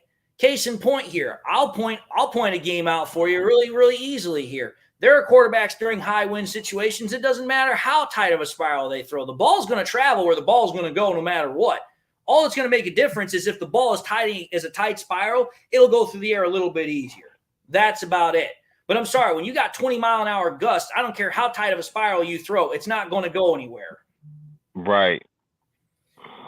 Perry Ball says Will Harris needs to be replaced and injuries are taking their tolls. Good thing we got the bye week coming up. Elizabeth Oberlin says, so how many more times does Kareem Jackson get ejected and fined for his dangerous hits before he is actually suspended? You know what? There's a perfect example of this that I can think of for a player that used to play about a decade ago. I can't remember his name right now, but I know for a fact he used to play for the what was it, the Bengals or some nonsense like that, because every single time he used to play, he used to get fined for crazy hits. And if I recall correctly, he was the guy that freaking hit no, that's who it was. Vontaze Burfict. Vontaze Burfict. That dude was a dirty-ass player because he would hit people all the time up in the head. So, I don't know. Because realistically, Vontaze Burfict, he played with the Bengals for years, and he might have got suspended and fined, but nobody did anything about it. Phil says, hard to get zip on the ball when you're running or have limited space. Facts. Phil also says that Goff took a beating today. LV Tennis says pressure was the problem, not arm strength. Patty Grimes says the Martin trade was a bad one. He says Martian, but I know he meant Martin.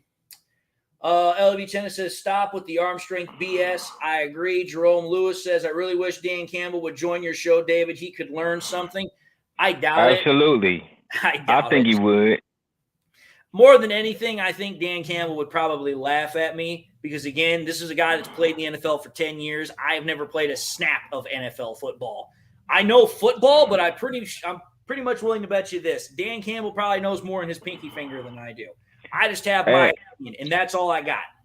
Hey, I was about to say, I strongly say that because Dave, you got like the way that you actually made Aaron Glenn look on that one video, which was the truth. I think Dan Campbell would probably look at him a little different, like, you stupid motherfucker, you. I was gonna say the same thing. I was gonna say he'd get educated in the fact that he doesn't. Not that he doesn't know football, but just the fact that maybe he can't be buddies with somebody. You know, it's a business at the end of the day. And then, you know, maybe Will Harris' knees need to not be the only thing in consideration of keeping him around. Yeah. And, you know, the Broderick Martin trade, like, why? Maybe, you know, not like that. Just more of like asking him questions like, why are we not playing Broderick Martin? Why are we sitting him? Why are you playing this guy who keeps getting wrapped up? Why are you playing a big fatty in the middle? They're not running it up the middle. Right. Zachary Cleary says the need to put Broderick Martin out on the field ASAP. I agree. Mm-hmm. LDV Tennis says Dan does not like to rush guys. Dude, this isn't even rushing. The guy was drafted back in mother flipping April. It's almost freaking November. If the guy's being rushed, I would like to know what your definition of rushed is. And I'm not yelling at you, LDV Tennis. I'm yelling at the situation. We drafted him in April. He's gone through the entire offseason training camp. He's gone through the entire offseason everything. And he's been to every single practice. He's never missed a practice due to injury. So what exactly are you rushing him through? Just curious. Right. Rushing would have been throwing Jahmyr Gibbs into the starting role and letting Demont sit. Phil says, David, control yourself. Dude, I am remarkably controlled, all things considered. Anyway, here, let's... LDN podcast does confirm Vontaze Burfict. Steve Atwater, dude, most of the guys that you're talking about, I wasn't even born for yet, but I know most of these players because, again, I'm a historian. I study older players because, hey, there's a reason why the game is the way it is. Oh, boy. Jerome Lewis says, what adjustments did we make in the second half? I'll show you how many. Yep. Big fat goose egg. Not a goddamn one. Exactly. All right, here. Let's move to our next topic here really quickly. So, here we go. Jay, Lions offense has failed to crack 100 yards for 2 straight weeks, and it just had its 20 points per game streak snapped at 15 games. How concerning is the Lions' running game woes right now? I would say it's concerning just because we don't have Demont back there. Craig Reynolds is not Demont. Jahmyr Gibbs is not a power back. And the other guy that we had, he wasn't like a real good power back. So obviously it is a big concern. We need to get somebody in there that can do it. We're not going to go get somebody off the free agency wire, even though I would love to go get Leonard Fournette until we can get, but that's only temporary until we can get DeMont back, which is going to probably be maybe 2 weeks. Probably after the bye, he'll probably come back. So there's really no reason to hit the panic button and try and go rush to go get somebody or rush somebody in there or anything like that. We're going to have to take our time, work with what we got, next man up. All right, fair enough. What do you think, Chris? What are your thoughts on the Lions' running game woes through the last 2 weeks? It's struggling. It's struggling a lot. And I mean, me being a former running back and next man up, the dynamics of it is like, it's kind of like half to half to half. Like you got Demo, which is the full strength. And then you got Kabinda, which is half of that. And then you got Ibrahim, which is half of that. And it goes half and half. And you can actually see it in the play. It's like basically it's going downward. And like Jay said, to piggyback off of him, you ain't got that power plus. And if you ain't got that power plus in your other people, then it's just gonna fall. So it's definitely a big concern to me. Well, here's the biggest problem for me. And I'm just going to be honest here. This is the problem I have with the Lions running game. We have seen that this team can win games without running the football very well. We just saw it last week against the Tampa Bay Buccaneers. But here's the truth of the matter. This offense is predicated on running the ball to set up play action passing. So for me, it's like, okay, here, if that's the game plan, not having a running game that works very consistently if Demo's not in the lineup is very, very problematic. And so for me, it's like, okay, here. We are expecting that Demo should be back after the bye week because he'll have had 3 full weeks to recover from his injury to his ribs. Now, here's the thing. Even if he comes back from said injury, we don't know how consistent or how good he's going to be. So again, here's what I'm going to say. If there was any player that you were going to potentially sign to bring in to be a player from a free agency market perspective, bring in a running back, bring in Leonard Fournette, because here's the thing. Running games are virtually the exact same regardless of almost any offense. It's the same gaps, it's the same scheme, it's the same numbering. The only thing that's different is the terminology. And let's put it out there. Leonard Fournette's been in the NFL forever and a day. So realistically, terminology is not something that's going to be that hard for him to learn, especially if he's got Jared Goff and Ben Johnson helping him out. But the problem I have is this. Jahmyr Gibbs, while he's a good receiving back, I don't want to keep using him all the way up the middle like we use David Montgomery. He's not built for that. I would much rather use Gibbs as an outside zone running back and keep using Demo in the middle as per the design of the offense in the first place. But the problem is that we're not doing that. So what we're doing is we've already got one running back that's down with injury. But now we're starting to risk another one potentially. And, oh, that's right. We just got back freaking Gibbs from a hamstring injury. I don't want to keep putting our running backs in a position where they're prone to get injured. Just saying. So the fact that our offense is already having problems and yet we're not really doing anything to try and solve it or to mitigate those problems, that to me is something that I have a problem with. Just saying. But whatever. Oh, let's take a look-see here at some of these comments here. Chuck Osborne says, Dave Ashley even told Dan Campbell did mistakes today. It's still Aaron Glenn that needs to watch a show. Aaron Glenn won't watch anything. Again, I've said it before. I'll say it again. Aaron Glenn is one of the most stubborn individuals that you will probably ever meet. And the reason I know that is because every time that dude steps in front of the reporters every freaking week, regardless of it's a win or a loss, he still has that same stuck-up, smug persona, regardless of whether or not his defense did well or, as we just saw today, his defense got his ass kicked. Mm-hmm. Braylon Dennis says that it's very concerning. Phil says, where is the fullback to block for Gibbs? Here's the thing. Jason Cabinda has been out for a long time with injury, and that's why they freaking started using Rodrigo, a linebacker, at fullback. And it's like, dude, it's like the fact that we don't have a consistent fullback presence is a bit of a problem, especially for how much we run the ball. Braylon Dennis says, Derrick Henry contract had some voided years. Go get him or something. I don't know what. The only problem with Derrick Henry is the fact that he's 30 years old, folks. Again, think about it this way, folks. We just got rid of a running back in Jamal Williams, who's near 30. Look what he's doing out in freaking New Orleans right now. As much as I love Derrick Henry and his running style, there's a reason why the Titans are not looking to sign him again. He's 30 years old, and most running backs, they fall off a freaking crater when they hit that 30 mark. Patty Grimes says that Monty needs to come back. I agree. TL Wade says that Jamal Williams, I'm getting confused. Jameson Williams is a bust. Phil says, why is Swift bad when Monty? I'd hurt more than Swift was.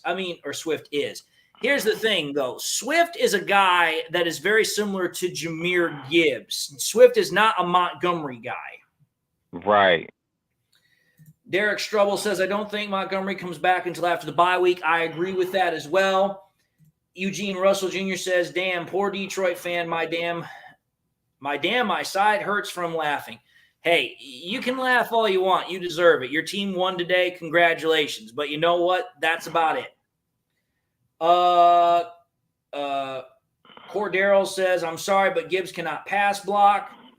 Chuck Osborne says, definitely it's concerning. It'd be nice with Dave Montgomery can come back. Gibbs and Craig Reynolds are both runners, but they're not power backs. Again, I don't think that Montgomery comes back until after the bye week. I don't think we see Montgomery suit up again until the Chargers game. George Bender says, people understand Aiden can't dominate every tackle he faces. Some tackles can't handle him. That is true. And again, that's just the name of the game. You're not going to be better than everybody. Elizabeth Oberlin says, Aaron Glenn is too smug and does not know the meaning of humble or humility. That is very right. true. Patty Grimes says, Aaron Glenn won't even watch game film to make adjustments. Now, I don't think that's possible. I just think that he watched game film and he doesn't think there's anything wrong. Because as a coach, you have to watch game film. It's part of your job description. LDB Tennis says, is J-Mo a bust? Honest question. Okay, here's what I'm going to say. Honest answer. Is J-Mo a bust? No, he's not a bust. Not yet. Heavy emphasis on the word yet. Because, again, here's the problem I have with people that want to keep throwing the bust label on him. We have to understand something here. This guy still has not had a full chance to fully develop yet. And on top of that, I'm going to just say this right now. As infuriating as it is for me that he can't catch fucking passes, I am not willing to call him a bust just yet because, again, I still use this example because it's the damn freaking truth. If we want to call Jameson Williams a bust, okay, that's fine. You call him a bust. That's your prerogative. But I know another wide receiver who was in the same position as J-Mo was. He got nothing but flack. Everyone said he was a bust. Everyone said he blows. Everyone said he sucked, blah, blah, blah, blah, blah. And the guy now has a fucking bust in the Hall of Fame and a gold jacket, and that's Chris fucking Carter. My whole point is this. Is J-Mo not playing very well right now? Absolutely, he's not playing very well. He's absolutely crap right now. But I would be very, very cautious to potentially giving up on a player like J-Mo who has the speed that he has without fully giving him that chance to develop. As far as I'm concerned, I want to wait at least until the end of the season before I start talking about J-Mo being a bust. I'm not saying that I'm not there. I'm definitely thinking about it. But as far as I'm concerned, it's still a little bit too early to use that terminology. And Phil, to answer your question, who coaches the wide receivers is former wide receiver Antoine Randall L. Patty Grimes, I just answered that question. So until the end of the season, if by the end of the season we still haven't really gotten anything out of Jameson Williams, then I'm probably going to call him a bust for one simple reason. Because here's the thing.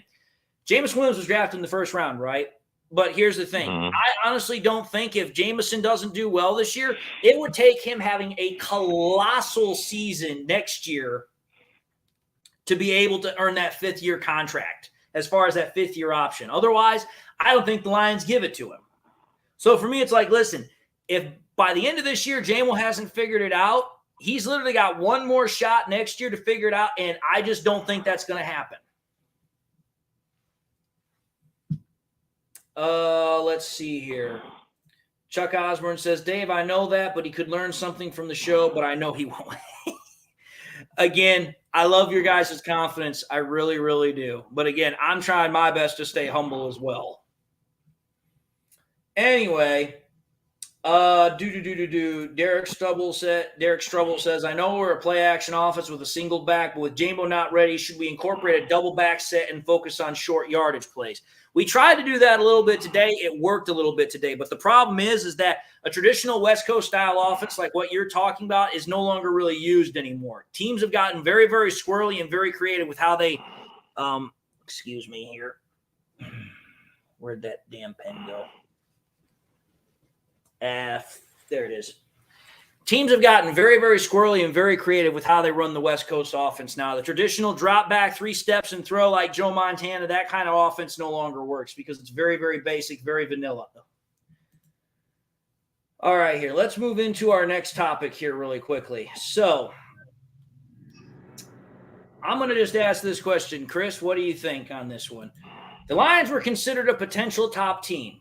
But after today's loss, do you still think this is the case? What do you think, Chris?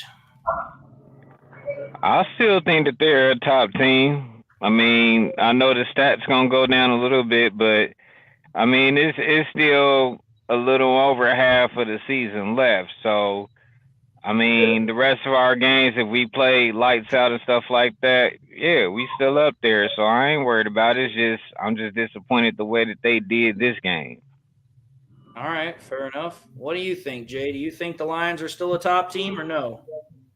Offensively, yes, but as long as AG is our defensive coordinator, and as long as he lives and breathes and he's on our squad, I can't ever think that this ain't gonna happen again. So we got a couple games that come up that concern me. He might not show up. He might show up.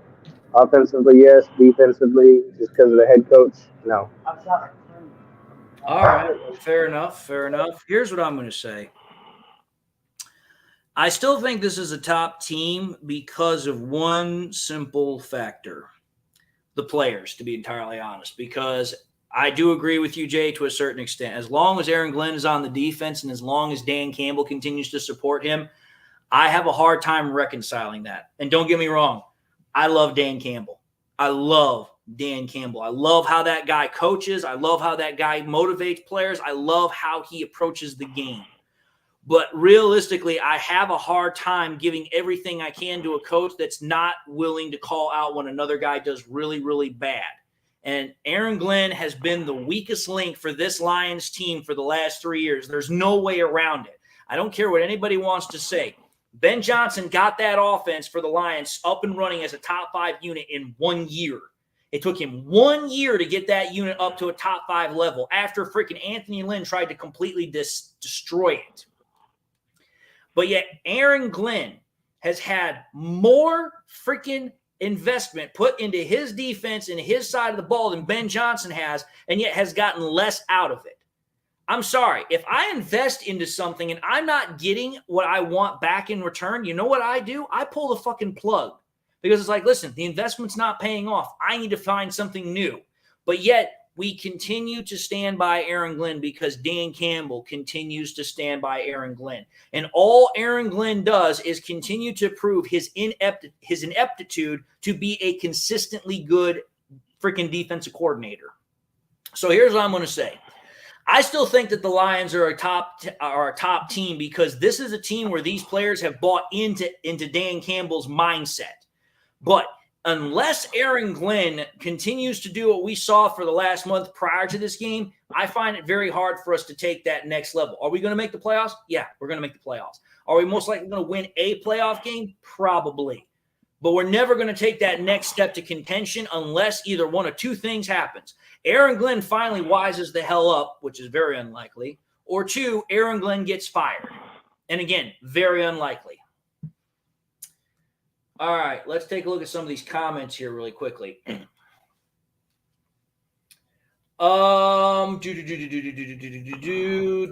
Stubble says, I know I was just hoping for Ben Johnson. I was hoping for Ben Johnson magic too. I really was.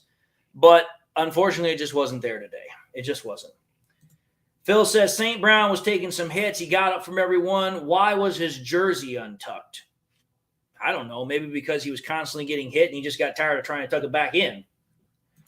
Braylon Dennis says, I think we're still a top team. We're 5-2. We still lead our division. We can bounce back. Absolutely. Absolutely. Lion King says we need to be buyers, but we are top 10. I mean, again, I don't think we're going to buy at the trade deadline. I just don't think it's going to happen. If it does, I'll be glad to be wrong. But I'm sorry, I just don't see it happening. Phil says the Lions' power ranking is going to nosedive. Yeah, probably. It'll probably be either at top 10. It'll probably be at 10 or just below 10. Lyle Schultz says, did you hear that announcer say that Goff said they are capable of beating anybody? I think he spoke too soon. I think that the Lions are capable of beating anybody. I think the problem is that will the coaches allow them to beat anybody? That's the main problem. Donkey Kong says, I think we can all hope AG gets a head coaching job. If AG gets a head coaching job somewhere, that team's going to freaking just completely fall apart. It'll be worse than Lord, baby Jesus, please send him to the Chicago Bears. If AG gets a head coaching job, it'll be as bad as when Steve Wilkes was the head coach of the Cardinals for 1 year. That's why I said, dear Lord, baby Jesus, please send him to the Chicago Bears. Perry Ball says it's just a bit of a learning to win. Let's just win the NFC North and host a home playoff game. Anything after that is gravy. Patty Grimes says, David, can you get Aaron Glenn a head coaching job so he's off the Lions? I wish I had that, and I wish I had that ability. I wish I did. Is there an XFL team looking for a head coach right now? Huh? Ooh, the Sparties. Sparties are looking for a head coach. Send them there. The Spartans? I don't think that's going to happen, but we'll see. Peter Javatak says, Lions have scored 0 points versus the Patriots last year. This 36-6 loss is horrible, but this is just one game. I think the Lions finish the season 15-2, and who the heck knows what's going to happen in the playoffs. Again, I don't know where the Lions are going to finish. I still think the Lions win at least 12 games, but we'll see what happens. LDN Podcast asked me a question. It says, question, if you had to choose one, would you rather have Anthony Lynn or Aaron Glenn? Jesus Christ. How about you just let me choose between arsenic or a gunshot? Exactly. Can we say neither? Two different options because Anthony Lynn is the offensive coordinator. We're not talking about the offensive coordinator. We're talking about a defensive coordinator. He's asking because Anthony Lynn was shit as an offensive coordinator. And as much as it's going to pay me to say it, I would still rather have Aaron Glenn than Anthony Lynn for one simple reason. Aaron Glenn, every couple of games, will do you something good. Anthony Lynn couldn't do shit as an offensive coordinator. Couldn't do shit. Braylon Dennis says, who do you prefer being our next defensive coordinator, David? I prefer it to be somebody in-house that knows what the hell they're doing for this team. Yeah. And I've thrown out a couple of names. Kelvin Shepard is a guy that I really like. I would really like the experience of John Fox, but I don't know if anyone's going to be happy with the fact of how old he is. Phil says, why did Marvin leave the team? Is there something going on in the locker room? Marvin didn't leave the team. Apparently he had a personal reason as to why he couldn't suit up, and Dan Campbell didn't explicitly state what that was. But it doesn't sound like there's any problem between Marvin and the team. If you ask Pete Carroll, age is just a number. So I ain't worried about age. Yep. Derek Schrubbel says, we're still a 23-4 or better season team and still owns the North this year. That's true. Lion King says, hey, Buffalo lost to New England. Good teams lost. This is the NFL, not for long. Well, again, it's also a team. It's also a league where it's very common that any given Sunday you can win or lose.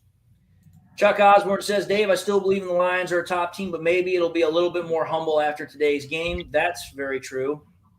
Mm-hmm. Donkey Kong says, who cares how AG does as long as the dude is gone? I agree. Jim Churchill says it's Campbell's fault because he can't fire AG. He can fire him. He's just not going to. Coach Adam Taylor says, we lost, it happens. The injuries caught up, but we got to be honest. We can't win with Will Harris and with Julian Acquaras of the world. We need some stud players other than Hutch, St. Brown, and Goff. I agree with you, dude. I really do. But again, we just don't have the ability to bring all those guys in. We have to develop players that we've drafted, like the Laportas, the Branches, the Gibbs, and all those guys, and the Campbells. We can't just bring in all the best players in the world, because you know what happens when you do that? You have the Rams of 2021 that are great for a year, and then they just fall apart. And I would be great to have, but I just don't think we're going to do that. Thank you for the donation, Coach Adam Taylor. I appreciate it. Patty Grimes says, if your buddy was going to cost you your job, how long before you would? Dude, I'm not Dan Campbell. If I knew that my job was in jeopardy because of my buddy, I'd be like, sorry, dude, it's either you or me, and it ain't going to be me. I know what I'm doing. My ass is going home tonight and sleeping. I'm not going to lose an ounce of sleep over it. A better comparison would have been the pencil head or AG. Interesting. Phil says, who is going to be the OC when Ben gets a head coaching job? I'll be honest, I already got a thought in mind, but I don't think anybody's going to like it. It's probably either going to be the tight end coach or it's probably going to be the quarterback coach. Dan Campbell will probably take it over until he can figure out which one of them are going to do better. Well, we'll figure it out either way. George Bender said, Lions lose now. We need to make wholesale changes now. They've been winning, right? Hold your strap. I don't want to make wholesale changes. I want to keep things the way they are, at least for the moment. But again, we'll see what happens. Phil says, Swift is playing, Monty is not. Okay, that's great and all. Great for Swift. He finally figured out how to not be a China doll. But you know what? I've also seen this happen too. Players have 1 year and then disappear. You don't believe me? Take a look what happened to Peyton Hillis. Patty Grimes says, if Ben Johnson gets a head coaching job, make him take AG with him or he can't go. I don't think that's the way it works, but that is a very interesting thing.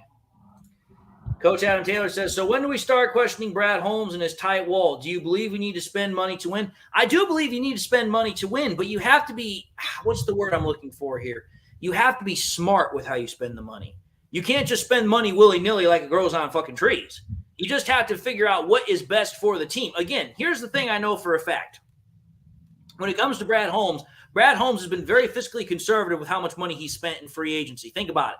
This last offseason, that was the most money he ever spent on one contract with Cameron Sutton's 3-year, $33 million contract. Here's the reason why I don't think that that's going to happen, because of just one real thing.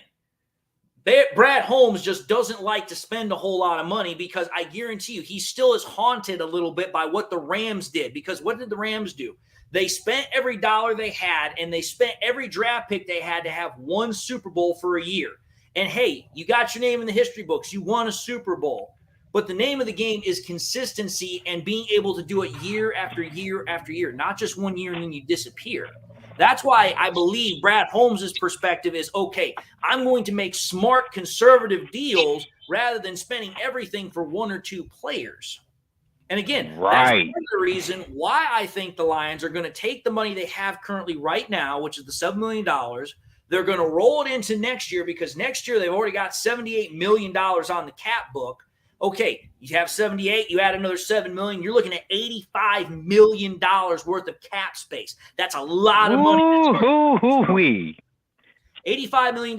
You can re-sign Jonah Jackson. You can re-sign Jared Goff. You can also get some other guys in from free agency and really solidify this roster.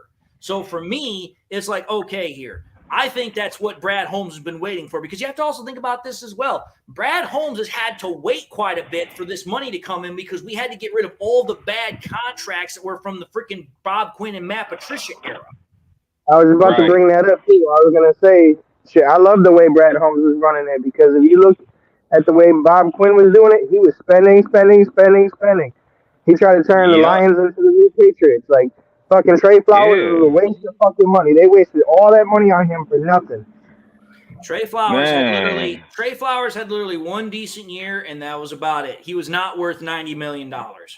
No, he wasn't. Jab Attack, thank you for your donation. Says, let's just donate. Bad day, bad game. Nothing else to add today. Go Lions. Also, with Swift, the Eagles are not asking him to do as much as the Lions were asking him to do. Jalen Hurts can run it himself, and he can throw it.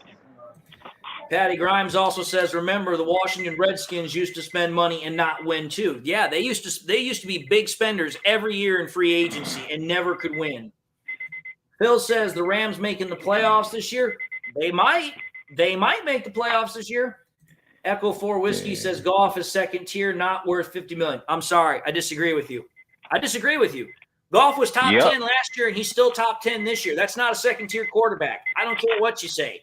The stats prove you wrong. The game field proves you wrong. The way that the players think about him proves you wrong. Goff is not a second-tier quarterback. A quarterback doesn't play like Goff has been playing for the last 2 years and be considered a second-tier quarterback. That's just not the way it works. Plus, he's better than Danny Dimes, and Danny Dimes just got a $40 million contract. Donkey Kong, Goff already makes $35 million a year. He's not going to take $35 million. The Lions are already making a financial investment in him. They're going to probably pay him around $45 million. Yeah, I can agree with that. Probably 40 to 45. Echo, you need to clarify your statement. You don't want Jared Goff. The Lions do, because correct me if I'm wrong. Didn't Dan Campbell just say literally no more than a week ago, we need him with us? And he was referring to Jared Goff. Correct me if I'm wrong, but there's a very clear difference in the meaning of the word want and need. Dan Campbell didn't say that we want Jared Goff. Dan Campbell said we need Jared Goff. Very clear difference of word. Him and Brad Holmes both said this. Hey, Dave, I'm going to go ahead and head on out. I'll be talking with you. All right, talk to you later. I knew this was going to come up. All right. All the I knew people were going to come in. The SOLers were going to come out. Oh, I knew it was. Echo 4 Whiskey, you say playoff atmosphere and he craps a bed. Correct me if I'm wrong here. Didn't Jared Goff get to a Super Bowl? Didn't Jared Goff have to win playoff games to get to that Super Bowl? And last time I checked, Jared Goff is only one of 10 active quarterbacks in the NFL right now that's actually been to a Super Bowl. So your own statement is a direct contradiction of the facts. Thank you. Good night. And he's considered one of the top 5 quarterbacks in the NFC. I'd say he's top 2. There's only one other quarterback I think that some people would disagree with that on. That would be Jalen Hurts. But realistically, you have to think about it this way. Jared Goff has literally done stuff that a lot of quarterbacks have never done in the entirety of their careers. First and foremost, Jared Goff has been to a Super Bowl. Jared Goff started a Super Bowl. Jared Goff holds records in the NFL. Not only just team records, he holds NFL records. So for me, it's like, wait a minute here. You want to say Jared Goff is second tier, yet Jared Goff has a winning record in the playoffs. He has a winning record in prime time. He has proven over the last 2 years that he can play at a top 10 level consistently. Jared Goff holds the Thursday Night Football record for most passing yards. Jared Goff holds multiple Lions passing records, even though he's only been here for 3 years. And Jared Goff's only 29 years old. So please tell me how Jared Goff's not a top quarterback. If we do what they want, there'll be a lot of teams gunning for him. Echo, the reason why freaking Sean McVay got rid of Jared Goff is because he was a short-sighted, jealous prick. That was why Sean McVay got rid of him, because here's the reason I can tell you that's the truth. Because when Matthew Stafford started having problems, Matthew Stafford, that's right. What did Sean McVay start doing? He started throwing Matthew Stafford under the bus just like he did Jared Goff. You can say he's second tier. Everything. Echo, you can say he's second tier all you want, but you're damn wrong. I can prove you wrong 7 ways from Sunday, and I will beat you down with the facts until you are freaking stir crazy. All right. Let's move into our next topic here really quickly. So, Jay, obviously it's just you and me again, so whatever. Here's the topic. Actually, you know what? We've kind of already gone over that one, so forget it. I'm not even gonna go over it. Okay, so here's this one. Lions' loss is definitely a very humiliating one, but some believe that the loss will help the Lions refocus and give them motivation down the stretch. Do you agree? Yes.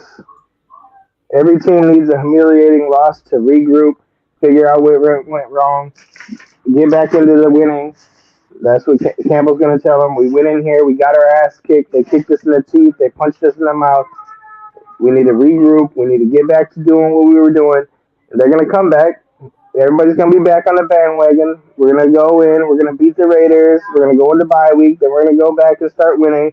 Like you said, the only games that I'm worried about, and I think you're worried about, is the Cowboys and the game against Minnesota at their house. Only because that's been proven to be a stadium that we can't also win at. Maybe the Chargers a little bit, but the way they're playing, I'm not really worried about them.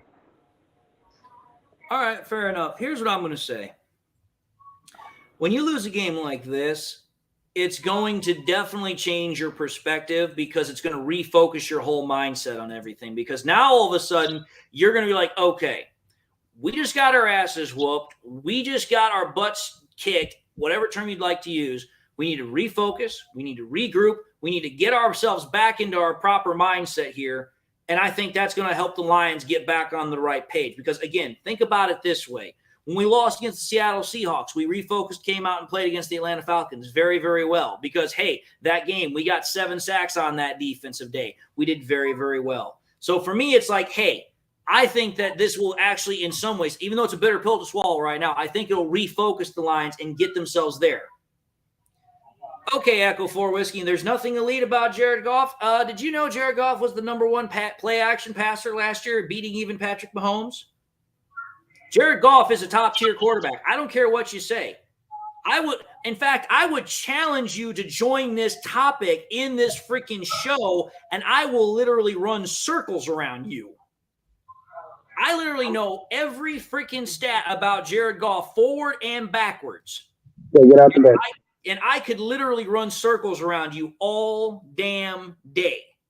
I've literally made an entire career as a podcaster doing it. Very successful career as a podcaster doing it.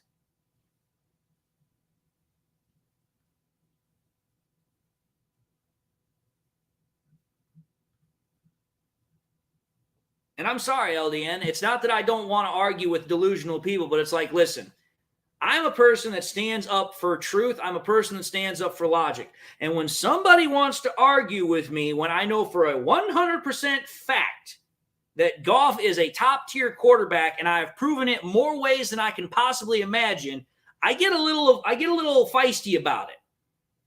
Because, again, everybody wants to say the same thing. Oh, Goff doesn't have the arm. Really? Goff does have the arm. Goff had one of the strongest arms when he came out of college. He was throwing a football nearly 60 miles an hour. I don't know too many quarterbacks that can do that.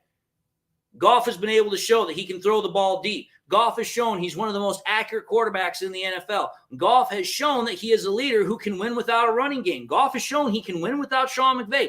Every stinking stupid argument that anybody has said that Jared Goff cannot do, Goff's proven he can do.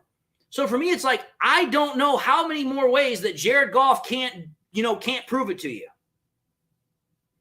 I don't care if Jared Goff ain't Action Jackson, because honestly, Jared Goff doesn't have to be Lamar Jackson. All Jared Goff has to do is freaking win. And here's the thing. Last time I checked, Jared Goff has been to the Super Bowl, has won more playoff games than freaking Lamar Jackson. And Lamar Jackson, all everybody ever wanted to say about Lamar Jackson was, oh, well, he just needs more weapons. Yet, so far, we still haven't seen that yet. I mean, prove me wrong. I mean, Lamar Jackson's been in the league almost as long as freaking Jared Goff, and yet Lamar Jackson only has one playoff win. But yet, Lamar Jackson is a part of the Ravens, one of the best run organizations over the last 20-plus years. I know they're baiting me, Elizabeth. I know they are. And that's totally fine because, again, I have no problem pointing the facts out. People just don't like the facts. Again, that was what started my whole career as a DLF podcaster, is that people didn't like the facts I were telling them, but they couldn't refute them.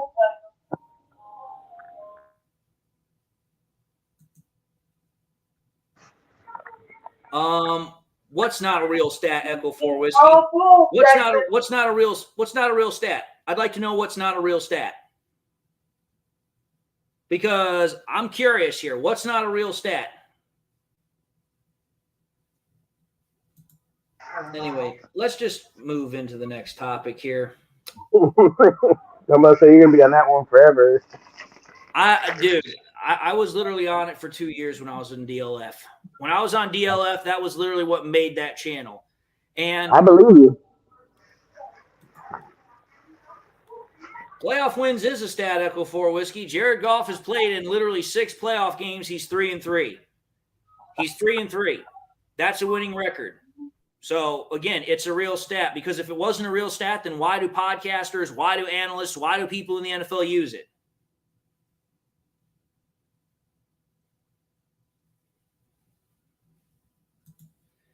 Anyway, here we go, Jay. Let's get into this. Let's get into these last couple of topics here. We got 2 more topics to go.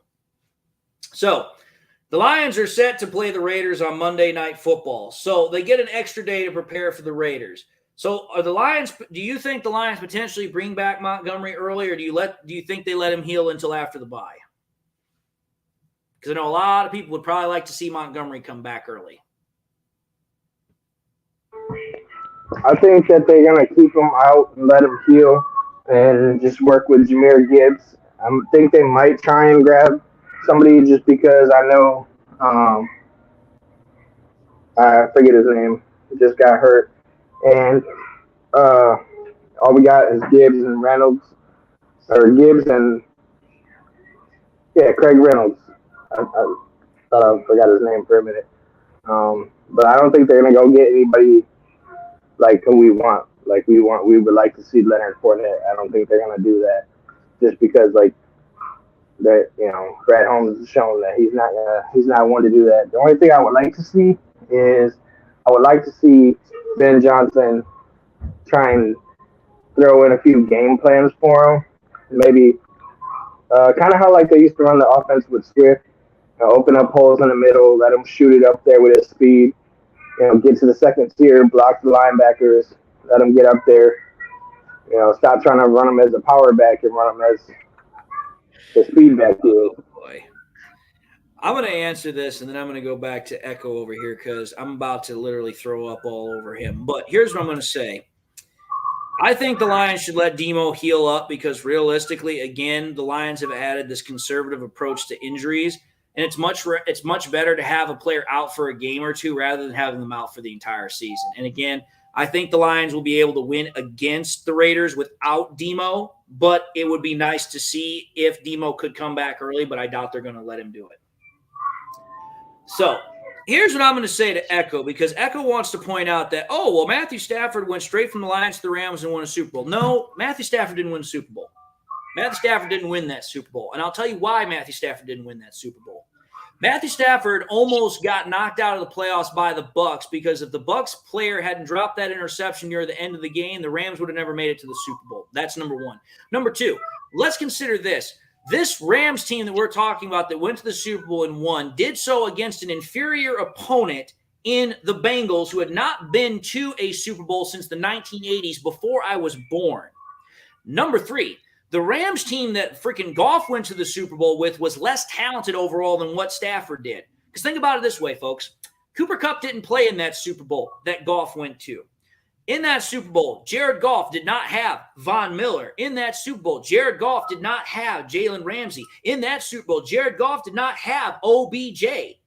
I'm sorry, but those are all players that Matthew Stafford had. So that right there tells me that, again, Stafford didn't win that Super Bowl. So for me, it's like, considering the fact that the Rams mortgaged everything that they had to win that Super Bowl against the freaking Bengals, which is what they did. They mortgaged everything. They traded away all their draft picks. They signed players to massive contracts, brought players out of retirement even. The Rams bought that Super Bowl. They bought that Super Bowl hook, line, and sinker. And great, they played for it. They bought it. But here's what I'm going to say. If Jared Goff had been on the same team that Matthew Stafford had been when they went to the Super Bowl, Jared Goff would have had that Super Bowl ring all the same. Because realistically, that is what the truth is. You may not like it. You may not want to hear it. But if Jared Goff had been on the same team that Matthew Stafford had in 2021, Jared Goff would have won that Super Bowl. No doubt about it. And here's the other thing. I can also see that Donkey Kong in here wants to talk about the fact that, freaking Hendon Hooker's coming along anyway. Okay, if Hendon Hooker's coming along, then why did Dan Campbell make the statement that he said we need Jared Goff? Why would he say that? Also, why would Hendon Hooker be coming up, yet the Lions are in open contract negotiations with Jared Goff? That makes no sense. You can say what you want, Echo 4 Whiskey. You're wrong. You're wrong as the day is long, and there's no way you're going to be able to prove it otherwise. Jared Goff lost by 10 points to a Patriots team that had been to the Super Bowl 5 times prior.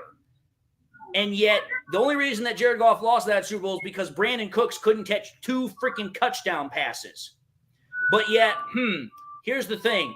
Jared Goff only lost by 10 points to the Patriots, yet freaking Matthew Stafford, the only reason that he won against the Bengals is because Aaron Donald tackled freaking Joe Burrow on 4th down. Those are the truths. Those are the facts. Deny them if you will. I've got the receipts. I don't care who has the fucking Super Bowl Echo 4 whiskey. Freaking Matthew Stafford was not the reason that the Rams won the Super Bowl. Anyone with half a brainstem knows that. I'm not going to say sorry to Lamar Jackson. Lamar Jackson still hasn't done shit. And now you're done.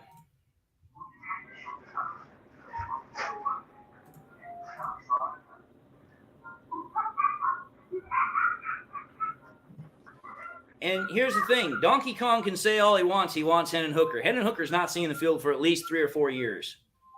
I know that for a fact.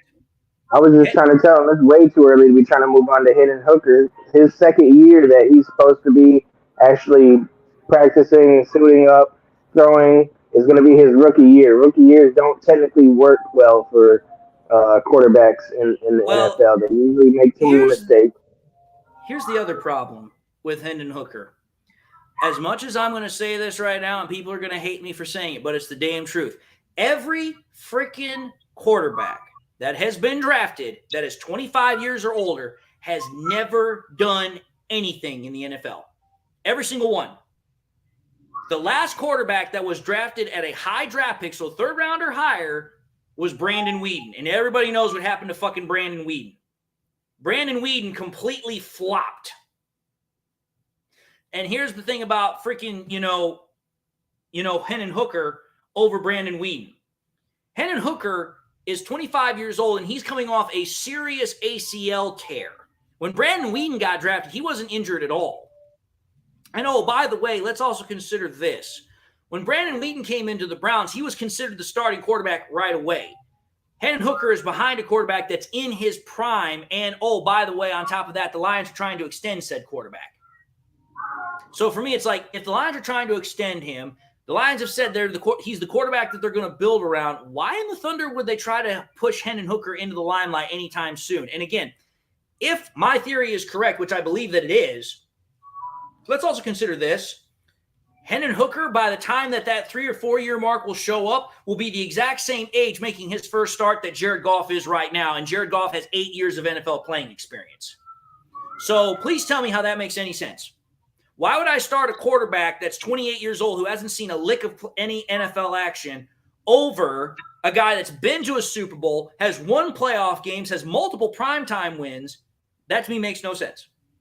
It makes no sense. And here's the part about this that kind of upsets me more than anything about with this live stream.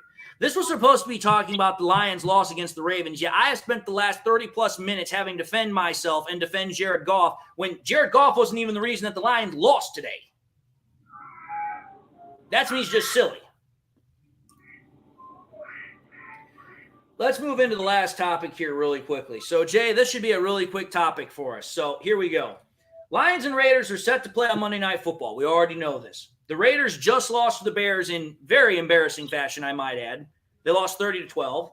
How important is it that the Lions not only win, but they win big against the lowly Raiders?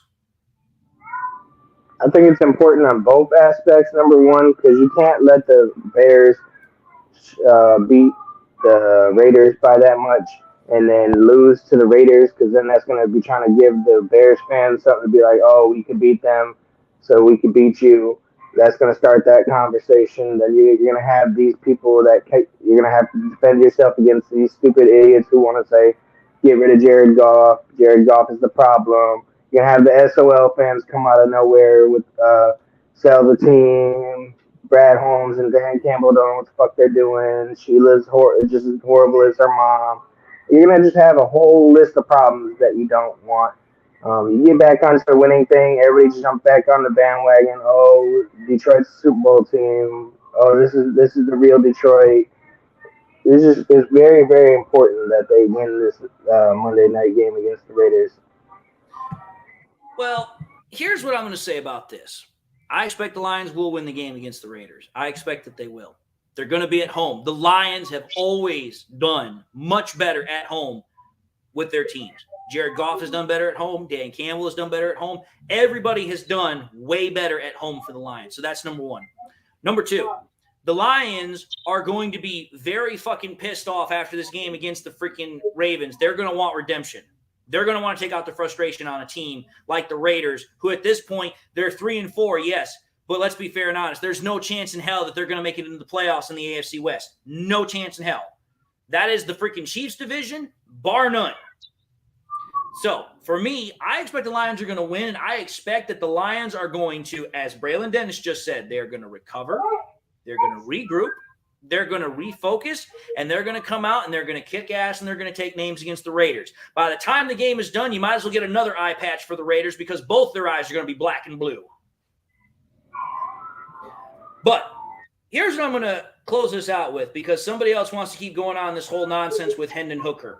Because Donkey Kong wants to come in here and say Hendon Hooker can throw the ball farther and into the wind. I'm sorry, but when was that ever a top ability for a quarterback to have? Because I can tell you a quarterback that won 4 Super Bowls without the strongest arm in the world, his name was Joe Montana. Never had the strongest arm, wasn't the most mobile guy in the world, but you want to know what he was? He was smart, just like Jared Goff. I can also tell you another quarterback that didn't have the strongest arm in the world, couldn't move worth a lick, but was the smartest guy in the world. That was Peyton Manning. Those are 2 guys that show that you don't have to have the strongest arm in the world. You don't have to throw the prettiest ball, but you can still win because of your brain. And I don't care what anyone says. Jared Goff is very, very intelligent because one of the things we have heard from everybody that works with him, he is very intelligent with how he runs the offense. He is very good with how he goes to his checks and balances. So for me, there's that. But also on top of that, let's think about quarterbacks that have had the strongest arm in the world, and yet they weren't able to do anything. Oh, that's right. Let's think about this. Kyle Boyler, Jamarcus Russell, Jeff George, Andre Ware, all guys that had freaking arms like you wouldn't believe, could throw the ball a country mile and then some, and yet they never did anything. Donkey Kong, were they elite though? Were they elite? There was nothing about Joe Montana or Peyton Manning that was elite other than their brains. They couldn't run for days. They didn't have the strongest arms. But yet you're saying that those are elite qualities for a quarterback to have. Yet the only thing that made them elite was the fact that they could outmaneuver and outplay anybody that they went against.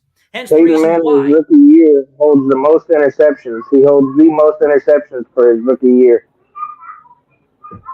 Patty Grimes put up another good guy, Ryan Leaf. Ryan Leaf could throw the ball freaking 80 yards, no problem. But yet he's considered the biggest draft bust of all time.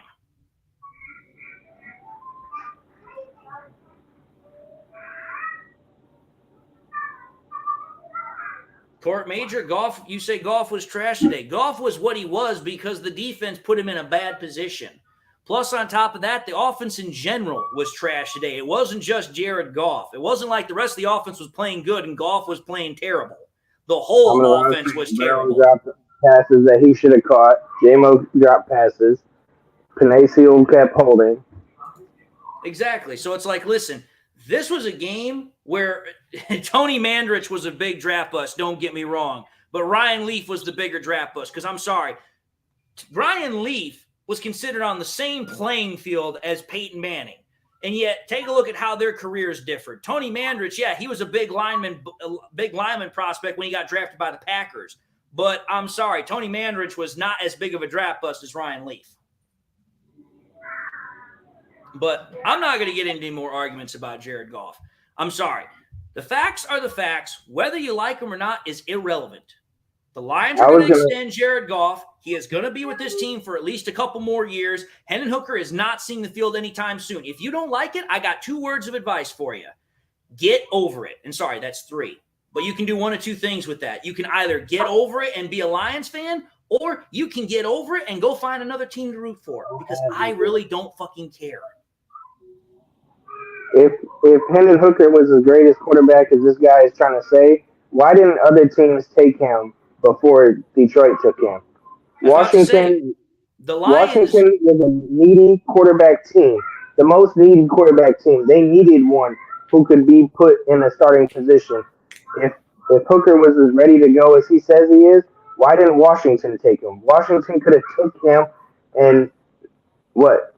According to him, had a good shot to probably went to the playoffs. According to this guy, he's not ready. He's hurt. Let's just put this in another perspective here. Here's what I'm going to say about the whole situation with Hooker. Is everybody wanted to say, well, Hooker's going to be a really great quarterback. Hooker's going to be a really great quarterback. Hooker's going to be a really great quarterback. Okay, fine. If that's the case, then, as you were alluding to, Jay, there have been times where teams have drafted quarterbacks and waited for said quarterback because what was the biggest issue for a lot of teams drafting Hendon Hooker? Oh, because of the ACL injury. That ACL injury is going to take time to heal. But yet I distinctly remember a Cowboys team back in the late 60s that drafted a quarterback by the name of Roger Staubach, but they had to wait 4 years for him because of his initial commitment to the Navy. So realistically, if that was the issue, if the teams had no problem waiting for him, why did they still pass on him for 3 straight rounds? If the teams were that desperate to get a quarterback that they thought would win, and Hendon Hooker is supposedly a winner according to Donkey Kong, why did they pass on him? It's not because it's not because of the injury. They don't think that he's going to be that good. The fact that he had to go to calling you a butt snicker shows his education. I'm sorry to say, and I hate to tell you, Donkey Kong, if you have to go to that kind of maturity, you're dumber than a box of rocks. Well, that's why he got banned. Because I'm sorry, I'm not going to deal with somebody that first and foremost wants to be ignorant and wants to be arrogant, but also then wants to start throwing out names. Because it's like, listen, I'll play with you and I'll go back and forth with you as long as you're going to be okay with it. But as soon as you start calling names, that's it. I'm done. I'm not going to play that game. But we've come to the end of the show anyway. We've been at it for almost 2.5 hours, and I have not eaten anything today because I've been busy live streaming and making videos. So without a further ado, I think it's a good place to knock this off because the SOLers are coming out, and for me, it's just like, you know what? It is what it is. So I'm just going to simply say this. I'm just going to end this conversation right now because all this is going to do is continue to build up strife. So I'm just going to say thank you all for tuning into the show. Thank you all for your dutiful attention. Thank you all for those that were respectful with their comments. And John Cap was like, wait, no, don't go. Dude, I haven't eaten anything all day. And I am very, very hungry, and I'm very, very tired. And I still have packing to do because I'm literally leaving to go to New York in 4 days. And I've got a lot of stuff I've got to still do. I've got packing to do, and I'm going to try and make content. So even while I'm on the road, you guys can still listen to me while I'm doing stuff, even though I'm not going to be able to make anything. So I'm going to just tell you all good night. Have yourselves a good evening. Hopefully the Sunday night football game is fun. If not, I'm sorry. But until the next time you see me, I'm just going to say God bless. Have yourselves a good evening. And until next time, adios. Good night, David. Safe travels. Safe travels. And Coach Adam Taylor, I would just have to give you the link. That's all. So if you want, drop your email, drop a phone number, and we can go from there. And then I'll see it in the comments. But on the flip side, I'll see you guys all later.